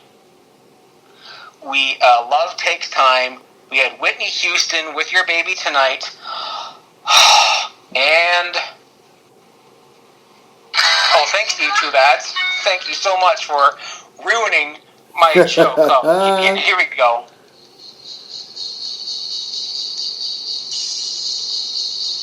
Come on. This song came out. So, VIP. Let's take it. Oh, no. Oh, Nate. Alright, stop. Collaborate and listen. Ice is back with a brand new, fuck Vanilla Ice. Oh. It's okay. Sheamus and Cesaro did a better one, which was called Ice Ice Shamey. So. I forgot about it. Or my personal favorite is what the beat of that song is from. Pressure coming down on me. Well, David Bowie and who that? My God, I'm gonna get killed by the Fourth Wall guys because they'll kill me for not knowing this. Okay, let's move on to video. Let's just move on. Video games, we have Mega Man 3. Oh, that's good. My personal favorite Mega Man game. Everyone just goes on and on about how great Mega Man 2 is. But this game introduced Mega Man to the Power Slide and a whole bunch of amazing Robot Masters. This is the first Mega Man game that I played. Okay. And it was awesome. If you're a fan of MS-DOS games from back in the day, there was the first Commander Keen. I mean, every console at this point in time had their mascot, for lack of a better term. Like Sega, which was forthcoming, had Sonic the Hedgehog. Nintendo had Mario. Spoiler alert, I'm going to be getting into Mario here in just a moment. So Commander Keen was the console mascot for the PC. The Neo Geo console comes out. And another new console came out at this point in time, but in Japan, and this game.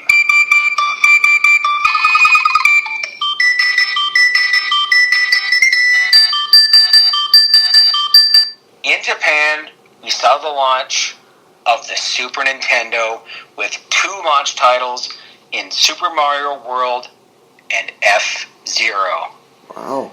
Nice. And what a time to be a kid, man. Like, this is unreal. We didn't get the SNES until about mid-1991 in North America, but just, it was so good. I am looking in my closet right now, and there's one sitting in my tote, but in my living room I got my SNES Mini with like 100 games on it. So if I want to play some Mario World, which I might have to go do now, yeah. And I'm just going to say this, we are in the home of a former NHL team tonight, the Hartford Whalers, who moved to Carolina. So Hartford, Connecticut is our spot tonight, and I'll let you take it away here in their introduction to Survivor Series 90. Okay, like we said, guys, this is Survivor Series 1990, which took place at Hartford, Connecticut, hit at the Hartford Civic Center, 16,000 in attendance on November 22nd, 1990.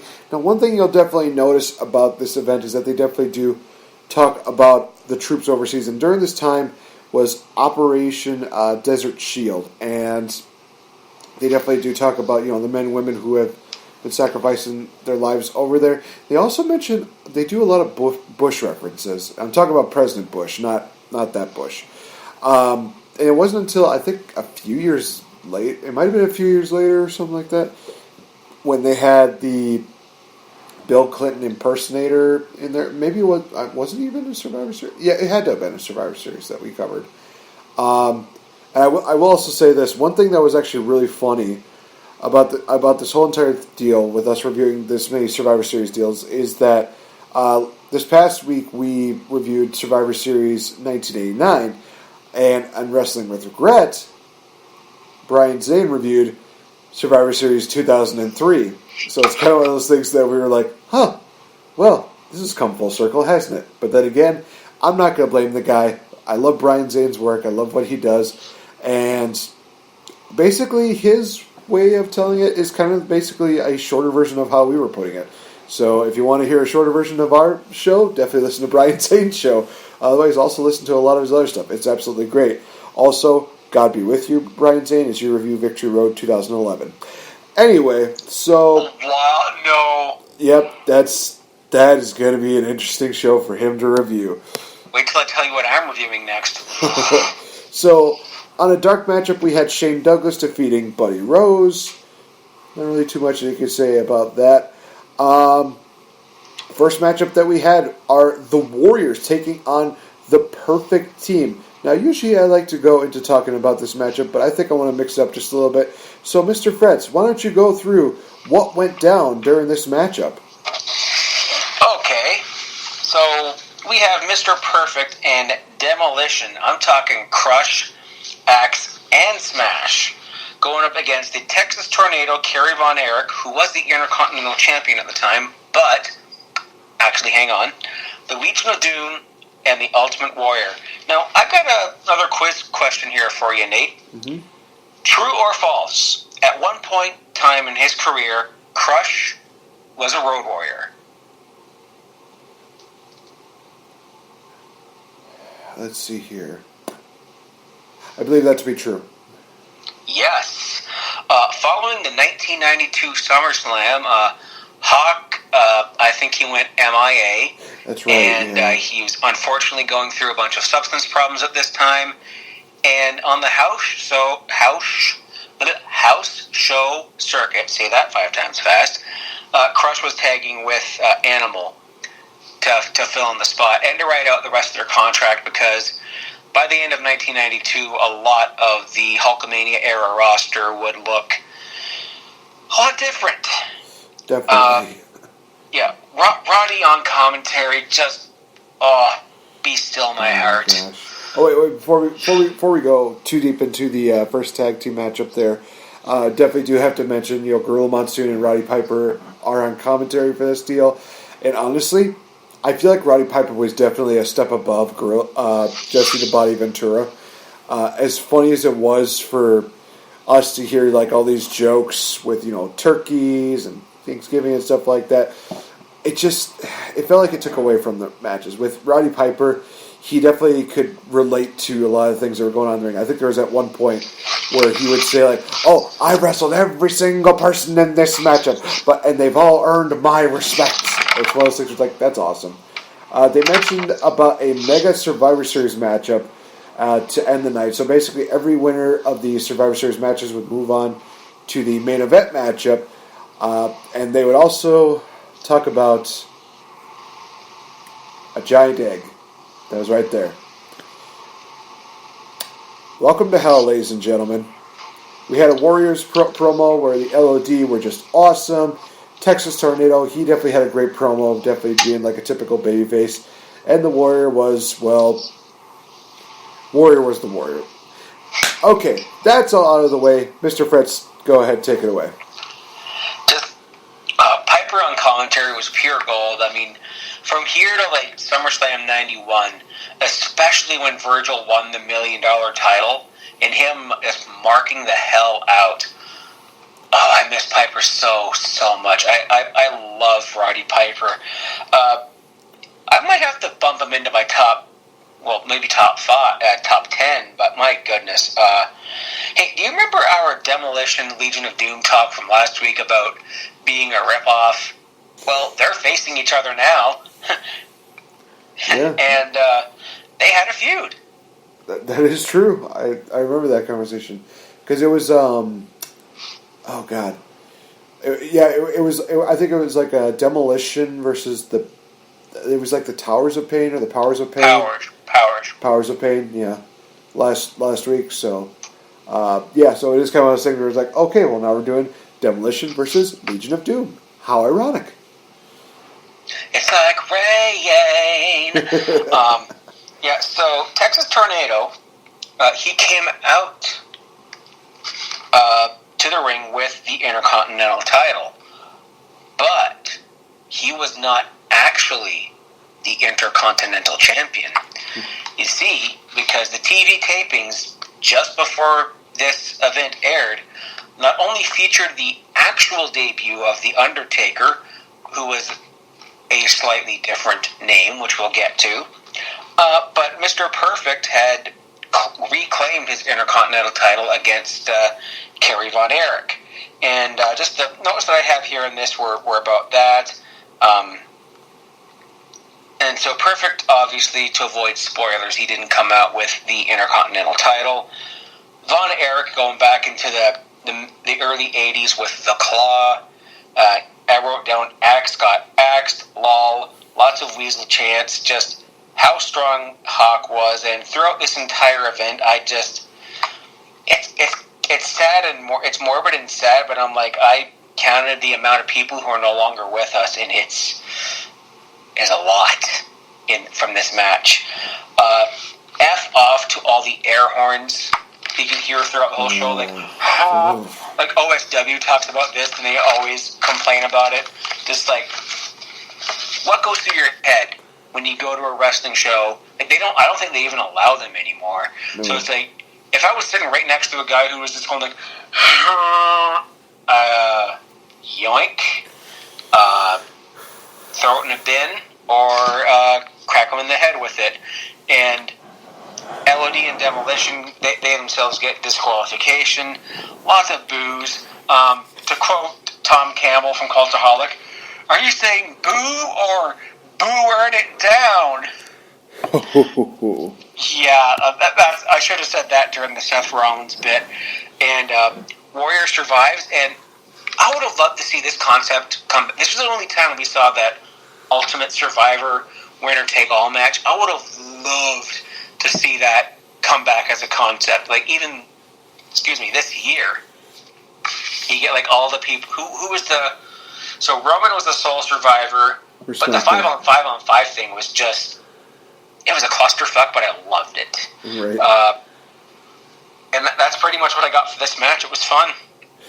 Yeah, I think that my notes on here have the LOD atomic drop combo that they did. Animal did like the regular atomic drop. Hawk did like an inverted atomic drop. And then Warrior hit a clothesline. I think it was either to one a Demolition or to Perfect. I can't remember who it was. You mentioned the whole claw deal. Warrior splash to eliminate Axe.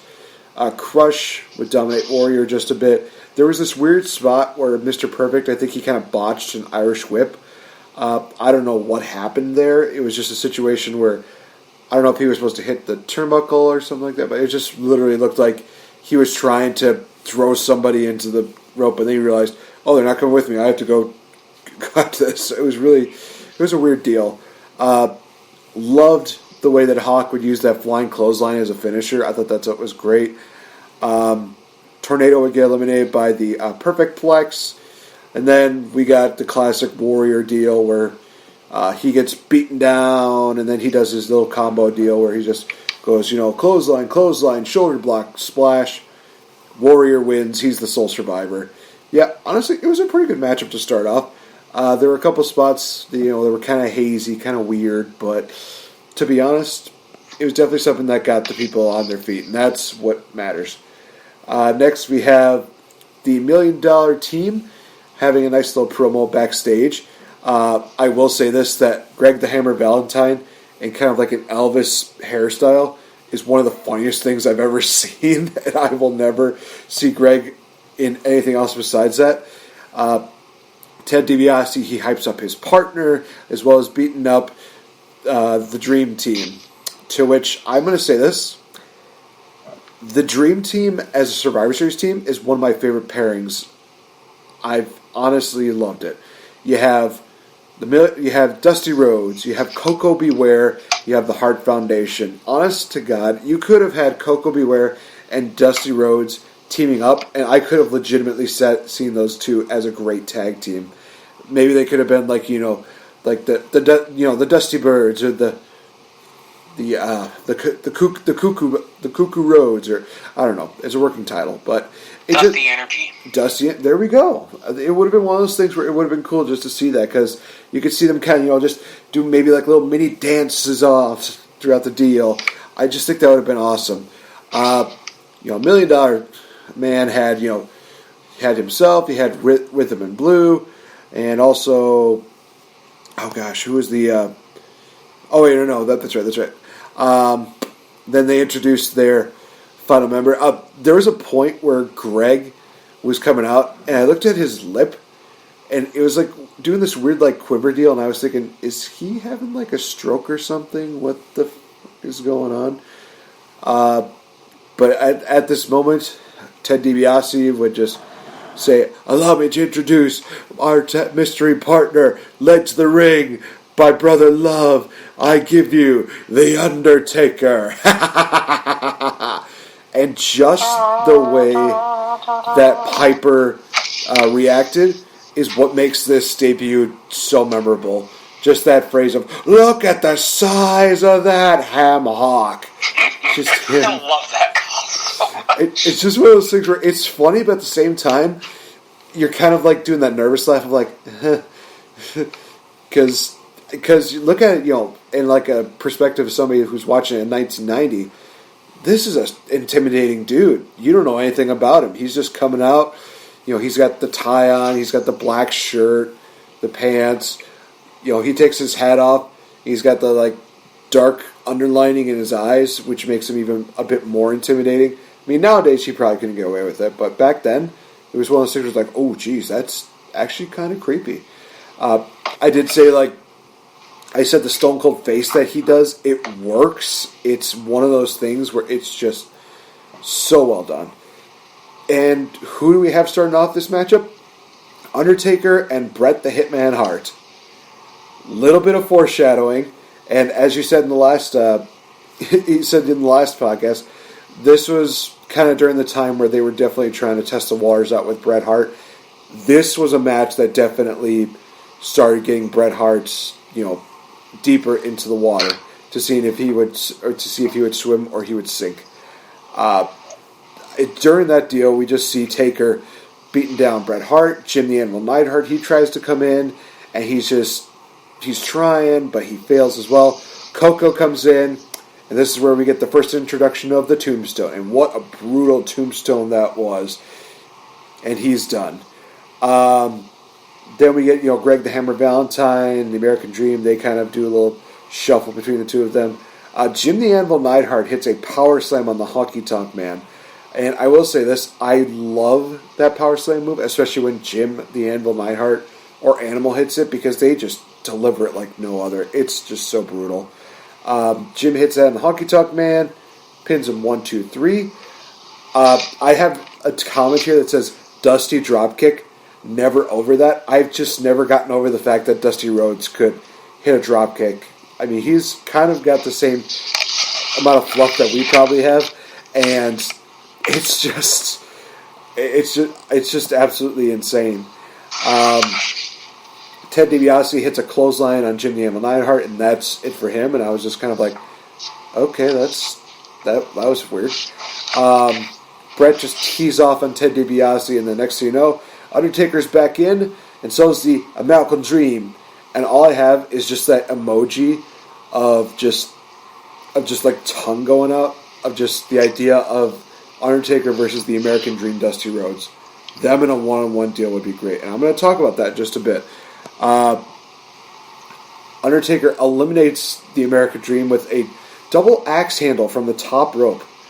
Never thought I'd see that. I've never seen that kind of situation happen before. But it was great. There's a point where Dusty Rhodes, I believe, was going after Brother Love. Undertaker gets counted out, even though he's not the legal man, but they just decide he's out of the match because reason. I don't know. It was weird. It was kind of one of those weird things. Bret Hart would get a roll-up on Greg the Hammer Valentine. He gets eliminated. It's down to Ted DiBiase versus Bret the Hitman Hart. Bret does a plancha onto Ted DiBiase onto the outside. That was awesome. I was like, okay, that's new from Bret Hart. But all throughout here, it's just absolutely just great stuff. Just great chemistry between Bret Hart and Ted DiBiase. Why these guys were not like a headlining main event pay-per-view match, I'll never know, because it was just absolutely awesome. There came a point where Bret kind of faked a knee injury to catch Ted DiBiase off guard and get a close 2 count. Bret would then go for the cross body, but unfortunately Ted would roll it around. And the way that he did it, he didn't pull the tights. He actually rolls out of the cross body deal when he gets landed on it. And he actually clasps his hands together to kind of really put the pressure on that pinning predicament. And that was just great. So Ted DiBiase beats Bret, and he's going on to the finals. It's between the Ultimate Warrior and Ted DiBiase by far. So I'm going to say this right now. One thing that I kind of took away from this matchup is that, well, wouldn't it kind of been cool to have Undertaker versus Dusty Rhodes at WrestleMania instead of having Undertaker versus Jimmy Snuka? What if we could have had Dusty and Taker battle at WrestleMania? That would have been a staple for Taker in the early parts of his career. All due respect to Snuka, but Dusty was still one of those guys that was still beloved by a lot of fans, and to have him beat a huge babyface like Dusty Rhodes, that would have just really stapled his career. And I was trying to figure out, it's like, why is that? Was he not utilized during that time? And from what I found out was that his in-ring career was kind of ended after the Royal Rumble. So after he and his son Dustin debuted, they left, and Dusty Rhodes just never competed after that until about, when was that? Like 2008, 2009, something like that, when they had that quote-unquote Texas Bull Rope match between him and Randy Orton. He did ECW, actually, Dusty. He did some matches against Steve Corino in ECW in like 2000. Okay, I stand corrected. They were fun. And there was, I don't know if it was the same match, but Billy Corgan was getting involved at this point in time too. And I remember just watching a random ECW and Billy Corgan just hitting a guitar but actually drawing dimes, get that reference, on Steve Corino. It was weird, but it was so fun. Scott Hall was there too. It was ECW at the latter stage of their life was weird. Yeah. Did you have anything to add for this matchup between the Dream Team and the $1 Million Team? I absolutely did. Okay. I was going to put a theme in there, but it was going to take too long. But I have Dusty not wearing any... Excuse me a moment. And not wearing any polka dots, which I thought was interesting. He was wearing the black and red, like him and Dustin wore at the Rumble. I loved Anvil's skull cap, and just... I think Piper kind of referenced it in here, but I remember Bret Hart talking about it in his DVD, that this was around the time that he lost his brother Dean. He was really, really young, maybe not much... he was either a teenager or he was probably around your age, but his brother Dean passed away in 1990 it was like a cancer or childhood disease or something like that. And Bret Hart and Ted, at this point in time, Ted DiBiase was very, very conservative Christian, and he was carrying, helping Hart console over this and go through this. So it was like, you know what, we're going to be the last two, and what Bret wanted to do was just put on a beautiful technical match in tribute to Dean Hart, and that's what they did. I mean, they like out-wrestled each other, and it was fantastic, proficient technical match here. Rhythm and Blues with Elvis and Fat Elvis themselves. Undertaker, I loved that call with look at the size of that ham hock. That was so funny with Piper. And the little line he had in here, it was like, you think it's his coffee? And I'm like, doesn't coffee, Marco, stunt your growth? And did you know that? I know that was so bad. That Undertaker had a slightly different name just before this. Kane the Undertaker. Oh, that's right. Yeah, I do remember that. And then, Kane, I thought it was neat that they reference him later. I mean, Glenn Jacobs actually just released a book this week, which is kind of funny, because do you remember the Kayfabe Kane book that came out around 2003? I don't think so. I forget what it was called.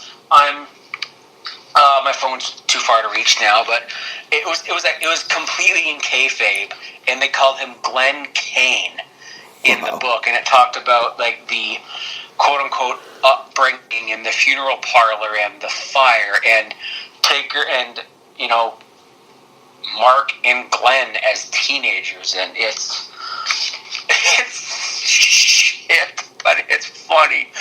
Attitude Era podcast, they did I think Into the Fire, something to do with that. But yeah, Attitude Era podcast did a review of it for their Bibliotech, which is funny because the co-host name is Adam Bibelow. Bibliotech, ha ha ha ha.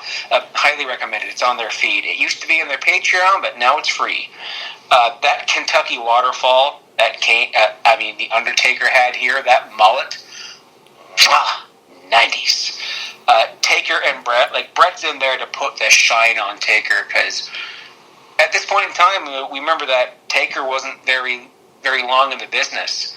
So why not, you get in the ring with a guy like Bret, he'll shine you up real nice, but not stick you up sideways up your candy ass. It's like when new guys come into the Fed in the mid-90s, what do? You put him in the ring against the kid.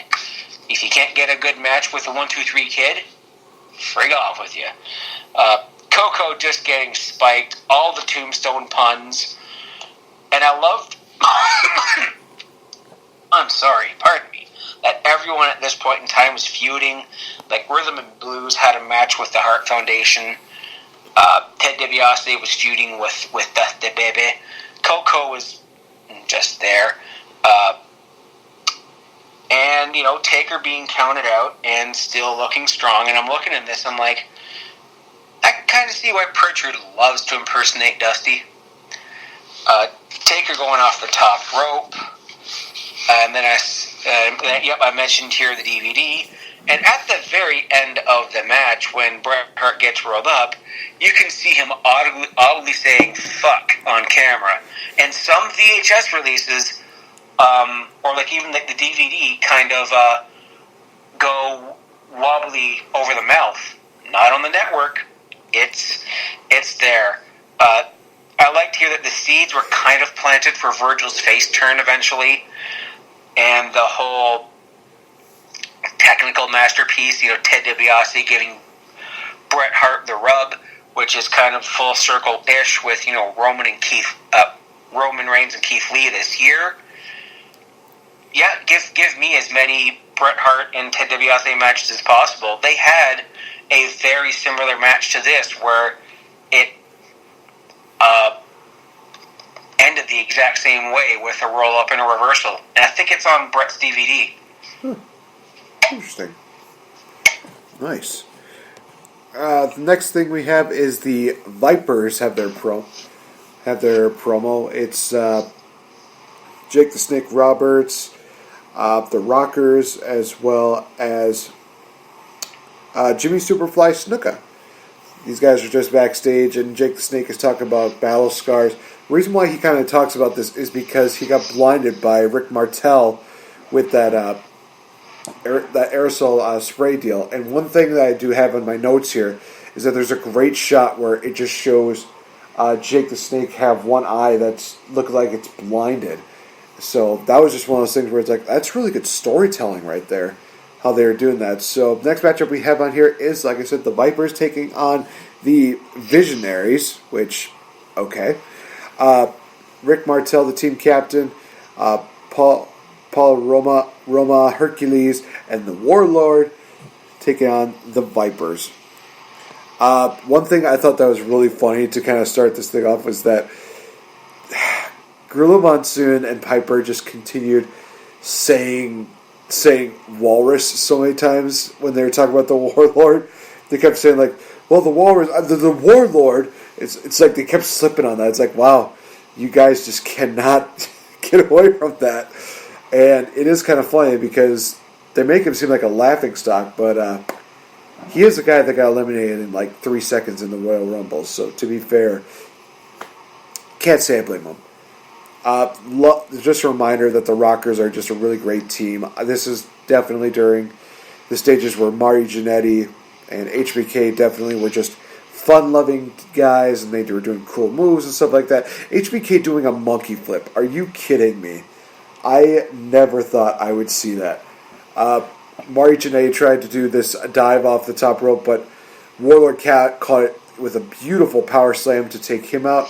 That Hurricane Run that Shawn Michaels does into the punches is just another great move of his. HBK tried to go for a cover on Warlord, but he gets tossed out of the ring after like a 2, I think it was. A great clothesline sell by HBK during that steal. Jimmy Superfly Snuka just taking it to Martel, doing the chops and doing these hits and everything like that. He goes for a crossbody on Martel, but it gets countered. He uses the tights. Snuka's been eliminated. During this entire deal, Martel just wheels away from Jake the Snake. He does not want anything to do with Jake the Snake. I mentioned that whole great shot of the blinded eye. We get that.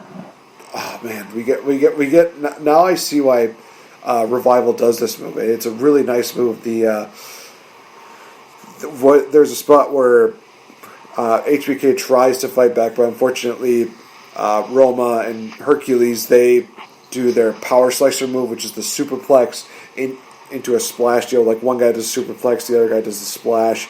That's just a great tag team finish. He gets eliminated there. Warlord does get DDT'd, but unfortunately he gets distracted by the referee, and he's not able to make the count for Jake the Snake. At this point, Jake is just like, you know what? I've had it. Grabs his snake, grabs Damien, and he is chasing Rick Martel up the deal.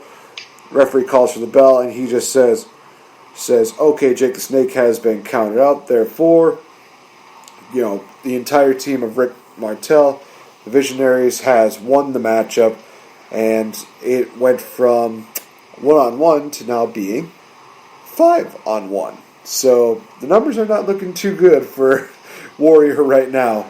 But this is one of those points where I was questioning it because of the fact that, well, the last match you guys had, this Undertaker was not the legal man, and he got countered out. But in this one, Martel wasn't the legal man, but he was not countered out.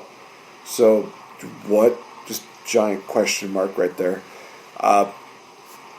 Anything you want to add? Rick Martel's theme, LOL. I'm a sucker for it. Warlords, I don't know what the hell his Phantom of the Opera mask. The pop that Jake got, and Jake got cologne in his eyes. I'm holding cologne here. I've had this cologne in my eyes before. Does the arena not have an eye wash station or something? Like, my goodness, Jake. And you knew that the Phenom was a nickname previously affixed to one Jimmy Snuka, right? I believe so. Yep. And then I believe he would quote-unquote lose that moniker when The Undertaker squashed him at WrestleMania. The Warlord destroying Marty Jannetty. DDT chants, which I swear I've heard Moxley get, either in WWE or even recently in AEW. The height of that back body drop that Warlord gave to Shawn Michaels, please don't die. And fun fact about Hercules.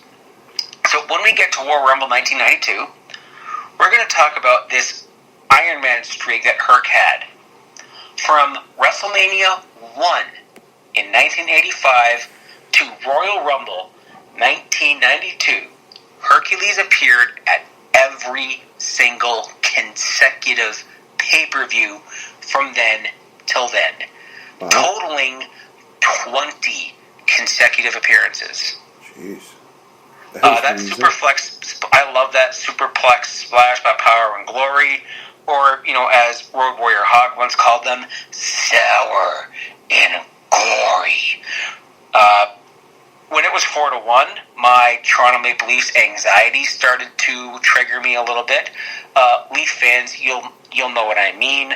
I'm not revisiting that because therapy, and the whole thing just went into a gigantic schmoz. And I love that this long-term storytelling that we got out of Martel and Roberts, because the Cologne thing happened in September? Roughly. And their blow-off was the following March at WrestleMania 7. Good show, by the way. Possibly a review. Possibly. But there's 19 matches on that bloody card. We get a nice little Hulkamaniacs promo where we have Tugboat, Big Boss Man, Hacksaw Jim Duggan, and Hulk Hogan. They're talking about the war. They're talking about how Hacksaw has his board covered up in ribbons to show support for that. Talking about how they're going to battle earthquake and the natural disasters, everything like that. Kind of a nice, basic kind of promo. Next matchup we have is the Hulkamaniacs versus the Natural Disasters. Natural Disasters headed up by Earthquake, also led by the Barbarian, as well as Bravo and Haku. So this will be a very interesting matchup to talk about. Mr. Fretz, the floor is yours. Well, what did I have here? I had a couple of notes. Haku just got killed right away in this match. That he did. Hacksaw did not last long himself. And there's a line in here that I forgot what Piper said. Pardon me, but he said, "This is the first time I've been wrong since '54." Oh, I do remember those moments. 54 was the year Piper was born. That's the joke. It's like, it's that bit with Rainier Wolfcastle. That's the joke. You suck, McBain. And I wrote down here that that's basically all I had here. At this point in time, nope, never mind. Not counting the next segment. Actually, counting the next segment, my death count is 18. Oh. And this is so it's so sad to look back on this, but I liked how I didn't write a lot of things down for Hulk Hogan because it was just Hogan must pose, pal. Classic Hogan getting the victory here because it's the 90s. It's Hulkamania. I thought it was kind of ironic that there was a team called the Natural Disasters and Tugboat, a.k.a. Typhoon, was on the opposite end of it. And then we had Canada's Strongest Man, Dino Bravo, he didn't have many... No, he had a few more pay-per-view appearances after this. I think Rumble 1992 was when a lot of this era started to kind of disappear. But he was... I got a soft spot for Dino. I mean, that side suplex, which is just a sidewalk slam, it got me over. And it's not just because he's Canadian, but actually, yes, it is. It is. And Earthquake is from British Columbia, he was an actual Yokozuna. And in a full circle twist of fate, if you've been following the Cultaholic Classic Raw reviews like I have, they're about to talk about a sumo match that Earthquake had with Yokozuna, Rodney Anoa'i, Yokozuna, WWE, in '94. They took out, it's like the Big Show Akibono. It's like that, but this one was good. I know Akibono was an actual sumo, but he put Big Show in there because fat. I don't know. Because reasons. Because reasons. But Rodney wasn't a sumo himself, but John Tenta was, and he was a badass. So they took out the ropes, and Tenta and Yokozuna had a real one on Raw. I thought it was really neat. I love this Macho King promo coming up here, setting up his feud with the Warrior. Yeah. So just like a couple of notes I'll have in there. You definitely did hit about the whole, Haku got gone. Earthquake was kind of like the big guy of the matchup, so when he got slammed by Hogan, it's a big deal. Then he would slam Hogan back because reasons, why not? Hogan pinning Bravo with a small package surprised the hell out of me. I was like, wait, what? Okay then, it's kind of interesting. Quake would do a couple of elbows, and he would take out the Big Boss Man. Earthquake and Tugboat would get eliminated by a countout, because why not? And then, powers of Hogan winning the matchup. So, hey, at least it's not, just one person now. It's now 5-on-2 at this point. And, gee, I wonder how this is going to go. Okay. Yeah, let's talk about the Macho King promo that we had here. So, you definitely did hit the fact that it was a major setup for, especially the Warrior and Macho King, setting the pace for the rest of their careers. One thing that I put on here was that I put down Macho King ... of peppermint red and white, because he had that red and white striped suit on. So I was literally just like, wow, he looks like a giant candy cane. It's not even Christmas yet. But this was one of those deals where, Macho Man, he is just out there talking about how he is going to be, the champion, and Gene Okerlund would call him out, basically saying, well, you had, quit sensational Queen Sherry, doing your dirty work for you. And, of course, Macho Man kind of plays off where he's like, no, she is not doing any dirty work for me. If he has a problem with me, he can come find me. And Gene Okerlund just says, well, gee, he's having hard time finding you. He's like, well, he's looking in all the wrong places. I'm just like, he's got an answer for everything. This is classic Macho Man. I like it. This was a great promo by the Macho King. It was just absolutely entertaining. Classic shouty Macho Man here is another guy I missed just so bloody much. He was so good, and their retirement match at WrestleMania 7 I thought was something else. I mean, Ultimate Warrior in like a 30-minute match you'd think would just be an abomination, but if you're in there with a ring general and a technically proficient guy like Mach, like it's good. And I was weird. Like, why was Macho King not booked on this event? Like, he would have looked good on like the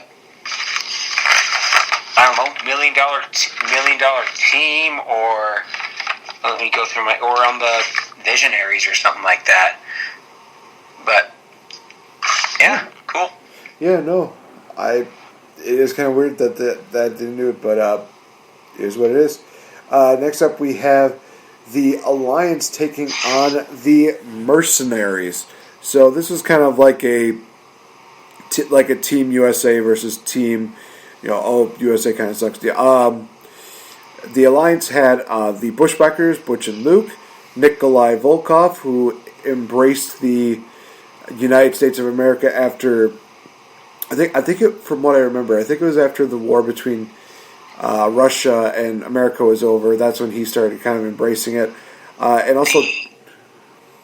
I'm sorry. It was the collapse of the USSR. Oh, okay. And the Berlin, was it the... No, that's a different thing. That's different. Yeah, I was going to say the Berlin Wall, but I'm like, no, that's East and West Germany. Yeah. But this was the USSR. Okay. USSR. I think there was a bit in Tiananmen Square. I think that was somewhere else. I think I'm crossing with. There was a lot of fucking wars in my lifetime. My God. So for the Alliance, they also had Tito Santana. On the Mercenary side, we had Boris Zhukov, Sergeant Slaughter, and also the Orient Express Sato and Tanaka. So we started off with, the Alliance, they come out, they're in the ring, they're ready to go. Here come the Mercenaries, and Sergeant Slaughter, my God, this guy can go from babyface to heel in the flick of a switch.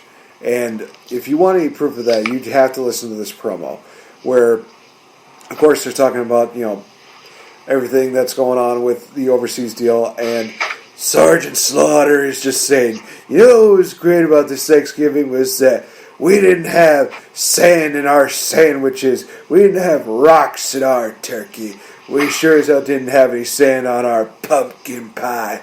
We're basically just rubbing it in, the fact that they weren't overseas, that they were living the good life. It was just one of those things where he was just putting them down, and he even put down Mean Gene during this promo too, which I thought was just fucking hilarious. Matchup starts. Tito actually takes out Boris like almost immediately with a flying forearm. It was just like, oh well, okay, that's interesting. The Orient Express, they have a little bit of a miscommunication where they try to double team. They ducked it. Bushwhackers, they decide, hey, let's do our classic headbutt deal. They do it. Boom. That's what takes out Sanato. Tito hits another forearm and takes out Tanaka. And it automatically goes down to 4-on-1. Sergeant Slaughter's all by himself. So it was kind of like, well, this is going to work out nicely. Nikolai Volkov, he just goes crazy on Sergeant Slaughter. He's doing like smacks and punches and stuff like that. But then Slaughter, out of nowhere, makes a comeback. He hits a few elbow drops on Koloff, hits one final one to eliminate him. He hits a gut buster on Luke to eliminate him. Just one clothesline to Bush that eliminates him. And then he is seemingly going to have the victory on Tito Santana. The referee gets knocked down. The Anat, I believe was his name. He comes in with the flag, beats down Tito because the one referee's down, but doesn't realize the second referee is right there. Slaughter decides to lock in the camel clutch. Referee is coming too. He's calling for the bell. Doesn't even look like Tito was tapping out, but Slaughter's like, yeah, I did it. And it's just so funny because the way that they set this up was just brilliant. Where Howard Finkel, he just goes, Sergeant Slaughter has been disqualified. It's just immediate from yay to what? Therefore, your lone survivor is Tito Santana. I could watch that all day, where it's just like a quick pull of the feet under the rug. Just let that happen again and again on Sergeant Slaughter. That was just brilliant. So we have the main matchup set up. So we have a 5-on-3 now. Tito is going to be advancing. Honestly, this was a pretty decent matchup. This was not one of those things where it was too crazy. I think this is kind of more like the entertainment deal because you do have the Bushwhackers and you have the Orient Express, but nothing really too noteworthy for me here. But I don't know. What did you think of this matchup? It was what it was. I thought it was a really neat full circle, not full. But I'm looking for something that's either full circle or a little bit of irony here. So we had Nikolai Volkov, who used to tag with Boris Zhukov as the Bolsheviks. When Sergeant Slaughter turned face and re-embraced America after the Desert Storm went south, Sarge started tagging with Hacksaw Duggan and Nikolai Volkov as American patriots yet again. And this whole thing reminded me of Vladimir Kozlov's original gimmick, I love America, I love WWE. Oh, that's right. Piper is giving out to everything here, despite the fact that he was Canadian. We're allies up here, I think, for the most part. And Tito Santana just going full Roman Reigns on everybody, flying forearm. And then Sarge does the same thing, goes through everybody himself. And I love when Howard Finkel used to do this all the time back in this day, be Sergeant Slaughter, and then there's these holding up, has been disqualified. He just starts giving out, starts going nuts, going after everybody. So Tito is your sole survivor, and what a performer this guy was. Even if you go back to his stuff in pre-WrestleMania, his Intercontinental title feud with Greg Valentine, his tag team title matches when he tagged with Polish Power, Ivan Putski. They were feuding with the Wild Samoans, their matches. Tito was a fiery babyface. He was a great performer. Even his match with HBK at Mania 8 was a little botchy, but some of their other stuff, the guy can go. No one talks about Tito, but when I wasn't watching it at this point in time, but a couple of years later when I started renting tapes, I'm like, dude, where can I get a Tito shirt? I like this guy. We go to the backstage area where the $1 Million team, they're just kind of celebrating the fact that, it's 5 of us against the 3 of them. We got the advantage. It's going to be amazing and blah, blah, blah. We would kind of get the same thing with Hogan, Warrior, and Tito, where they kind of build it up. So pretty good. So pretty decent promos that happen there. All right, so we go on to the main event, and then what? Skip, no, move on, please stop. No, we have to. I'm gonna suck it up. So, you know what? That's fair. I'm literally going to have to take a shot after this. So, before we get into the main event, of course, we mentioned that there was an egg at the end of this. And Gene Okerlund, he talks about how it's hot in here, and the incubator might be doing blah, blah, blah, might do good. We get to see what pops out of this egg. Thankfully, it was not the Undertaker, who would have thought he was like Eggman or something like that. Out pops out this person in a turkey costume. And I kid you not, the minute that happens, nobody cheers. Nobody was positive about it. People have said negative things about this thing. And poor Hector Guerrero, God bless the man for giving it his all for this. He tries to make this character into a thing that would work. Did it happen? No. So basically they talk about, you're gobbling a lot. You're such a gooker, aren't you? Don't tell me you're the gobbledygooker. And it's like, oh. They have this deal where Mean Gene Okerlund and Gobbledygooker dance in the ring, and Gobbledygooker just bounces off the ropes. So he does this deal where he does a front roll and then a back roll. Just a total waste of time. Yeah. And hey, if you guys want to know the kind of impact that the Gobbledygooker had on wrestling, there's this nice little thing called WrestleCrap, and they have an award named after him called the Gooker, which is dedicated for worst debuts for any kind of gimmick.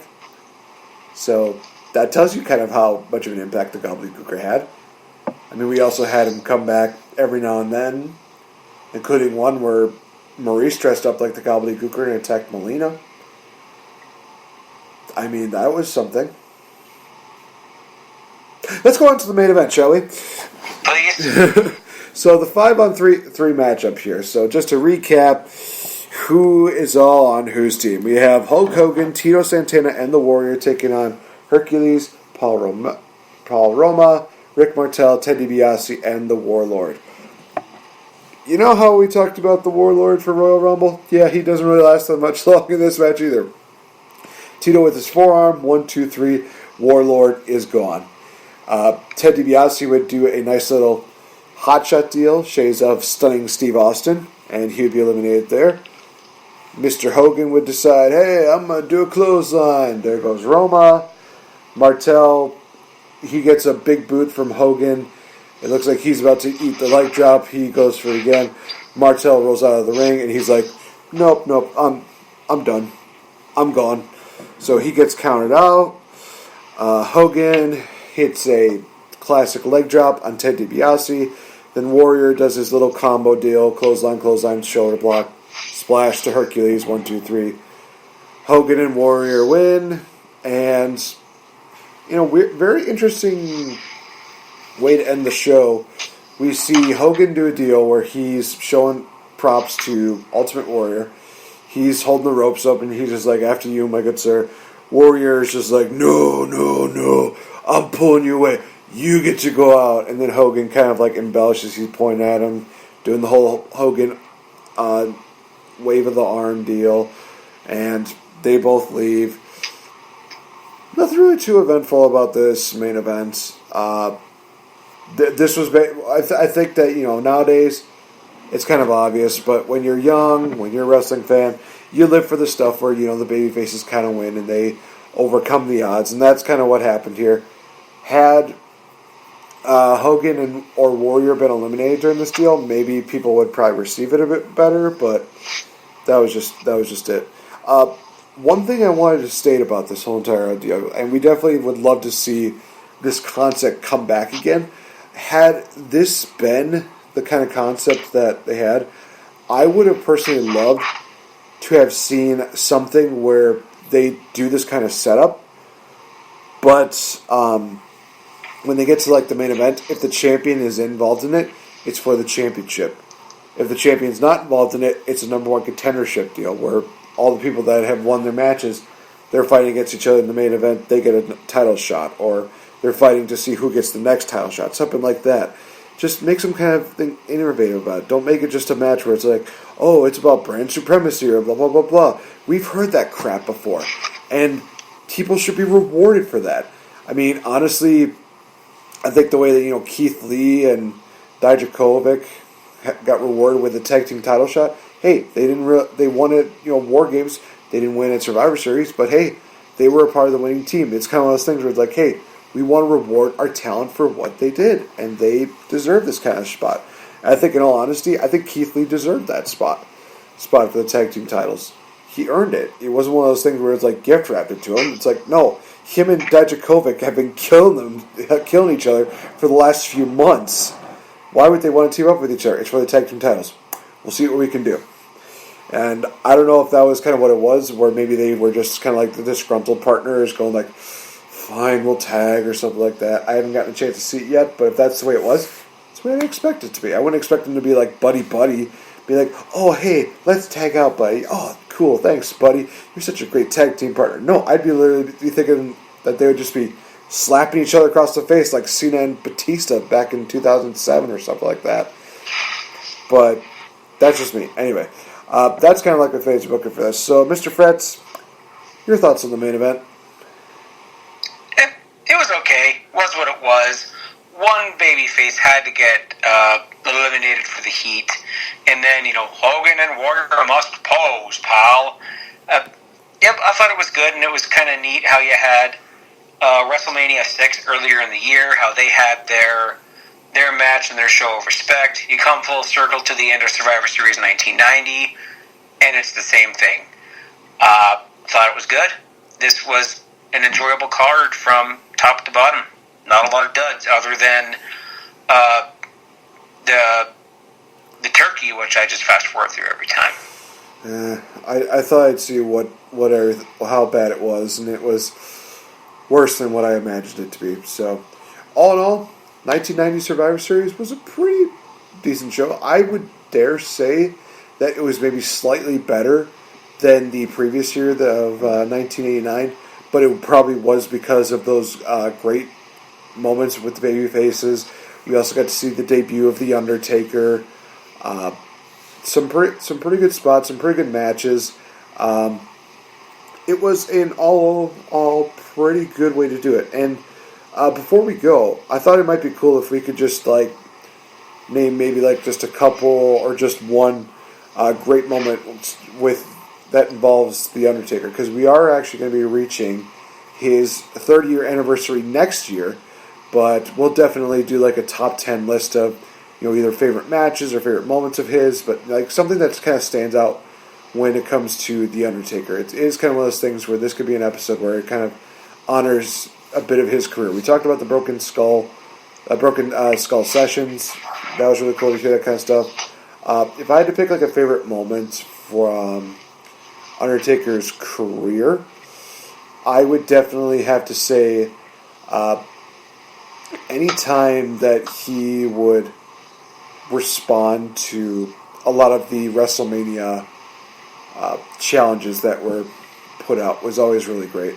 I know back in 2005 was when he started doing that whole deal where he would actually have on the graphics, he would show this is what happened to my victim at WrestleMania 7, or this is what happened at WrestleMania 12, all these kind of deals, and then it just kind of ends with him just saying, fill in the blank. The first one was Randy Orton, rest in peace. Just those were really cool moments, and anytime that he has promo moments, it's just absolutely awesome. I think my earliest memory of him was when he was feuding with JBL. And JBL decided to mock The Undertaker. He had the little man coming out dressed up as The Undertaker, and he's making all these short puns, and JBL's about to tombstone him, but then the gong goes, lights go out, lights come back on, there's The Undertaker, and he beats down a little bit on JBL, and we see this moment where he's doing the whole kneeling deal, and he's got his arm there. He's just focused on that, and then the little guy just comes up right next to him doing the same thing. The Undertaker just quickly turns his head, looks at the short man, and the little guy, he's just I wasn't trying to mock you, dude. No, he's just shaking his head, grabs the guy by the throat, picks him up, and you just see his little legs are just shaking as he's up there, and he gets choke slammed.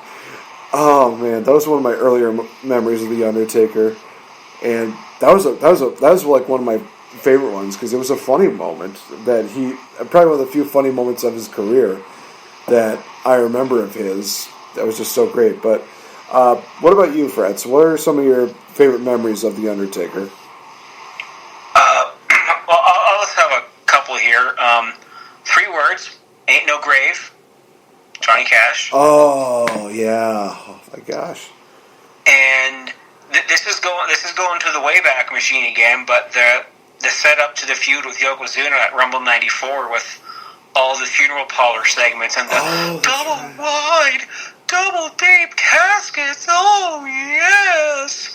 And I'll just spout one more off here. The Boiler Room Brawl with Mankind and the turn of Paul Bearer. Oh man, those are some pretty good moments. I'll try to think of like one more, since you got 3 there. I'll try to get like a third one in there as well. This was a good one.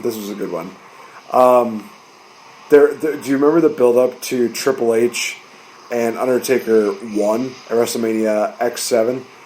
Where Stephanie has the restraining order put on Undertaker, and there's this moment where Taker's just talking to Kane. Kane starts stalking Stephanie, and Paul Heyman has that line of, "Oh man, there's no restraining order against Kane."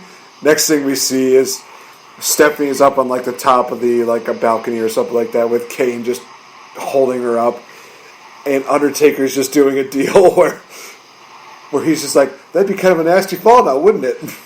And Regal's like, "Well, what is it that you want?" And it's like, "I want a match with Triple H at WrestleMania, 1-on-1. I can't do that. What? Hey, Kane, why don't you send Stephanie down here?" It's like, no. Okay, fine, you got your match. And I'm just thinking to myself, oh God, you sick, twisted bastard. But at the same time, that was brilliant. That was a great way to get your point across. We don't see that kind of stuff anymore because obviously, it's too real. Yeah, we got a Russian who hates a Bulgarian because he's a quote-unquote sex addict, so he's dating African-American former ECW champion because that's real. Yeah, folks, that's real. Anyway, going back, happy thoughts. Just, Undertaker's had quite the illustrious career. There's some moments that, there's at least some accomplishments that he's not gotten a chance to do. We've talked about his many world titles, the Royal Rumbles that he's won, tag team championships. He was a former hardcore champion too, which is crazy to think that. Some people are saying, well, he's not quite a triple crown champion. He's never been U.S. champion or Intercontinental champion. He's at a point where he doesn't need those belts. I mean, for John Cena, it kind of worked with him because even though he was a big star, it was kind of part of his roots. It was kind of one of those things where it made him a star. So it was easy for him to kind of go back and be like, hey, I'm going to go back and work with this championship now and kind of give it more prestige. It worked for him. I could not see Triple H doing that with, say, an Intercontinental champion, even though he was Intercontinental champion 2 or 3 times, I want to say. Okay, maybe it was 4 times. I'm trying to remember exactly what it was. But, there's some people that have reached that point where they've made quite a name for themselves, that they don't need that kind of deal. Taker is definitely one of them. I would say Hogan is another. I'm trying to think of somebody else who was never Intercontinental champion, but it'll probably come to me later. But so the entire career of the Undertaker has just been filled with great matches, great moments, and just so much great stuff. When we get to the Hall of Fame deal, it is going to be very emotional, but it is also going to be just absolutely beautiful. So that has been this edition of the Game Changer Podcast. It has been our Survivor Series prediction. It has been our Survivor Series recap, I should say. And, guys, we are just a few short weeks away from the end of the year. In fact, this is going to be one of 4 podcasts that we have going into the final bits of the year. As soon as we are done with that, we are into 2020. and it's going to be absolutely great. So, some quick announcements, you guys. As I mentioned before, Wrestling Awards will be taking place on the 8th of December, so definitely check that out. And we are hoping that we get a victory out of that, because that would be freaking awesome. I've mentioned before that I will be a part of Blizzard Brawl in Milwaukee on the 7th, and I will be a part of ACW 6th Anniversary Show as a commentator on the 6th. That's going to be a very crazy set of shows, I should say. Jeez Louise, all 3 of those weekend days I'm going to be busy. But you know something? It's all worth it in the end. As far as other big time events that are coming up, I know that NWA's actually got a big show coming up I think it actually might be next weekend, maybe. I'm trying to remember exactly. But WWE's going to have their TLC show coming up as the final deal. I'm expecting nothing really crazy for that one, because, it's WWE and they don't, bust their load out at the end of the year like they used to. As far as, the end of the year goes, I can't really think of anything too crazy. But, hey, I've said this before, I say it again. Go check us out on our Twitter at @addict_wrestle for all the people at the Wrestle Addict Radio family. Us here at the Game Changer Podcast, at the Kings of the Ring Podcast, the Fourth Wall WrestleCast, Nacho Mama Soap Opera, as well as the Gift of Podcast. Definitely check them out. You can check out Mr. Fretz at the Legendary JF, and you should also check out his podcast. There's a lot of really great content in there. Check us out on our Patreon, because we upload so much of that monthly, and it's all for the low price of $5, you guys.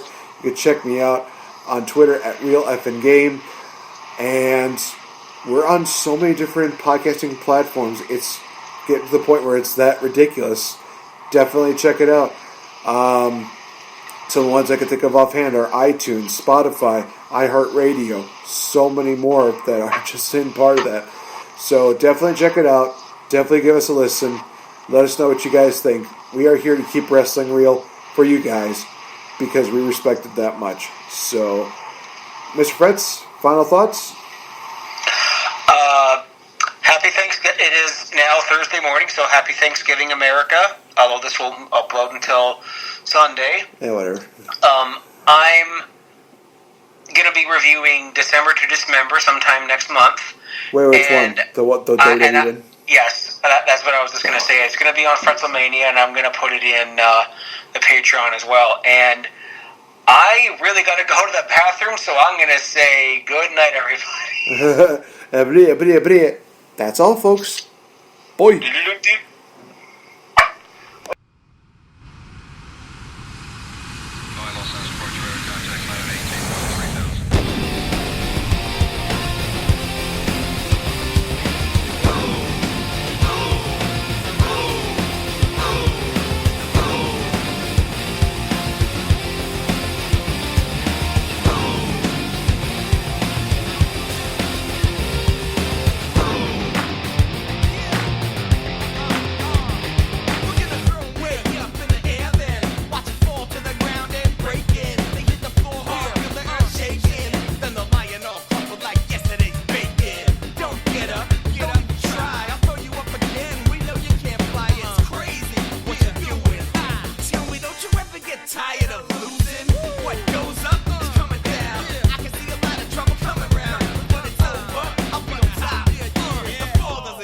It's all about the style. We through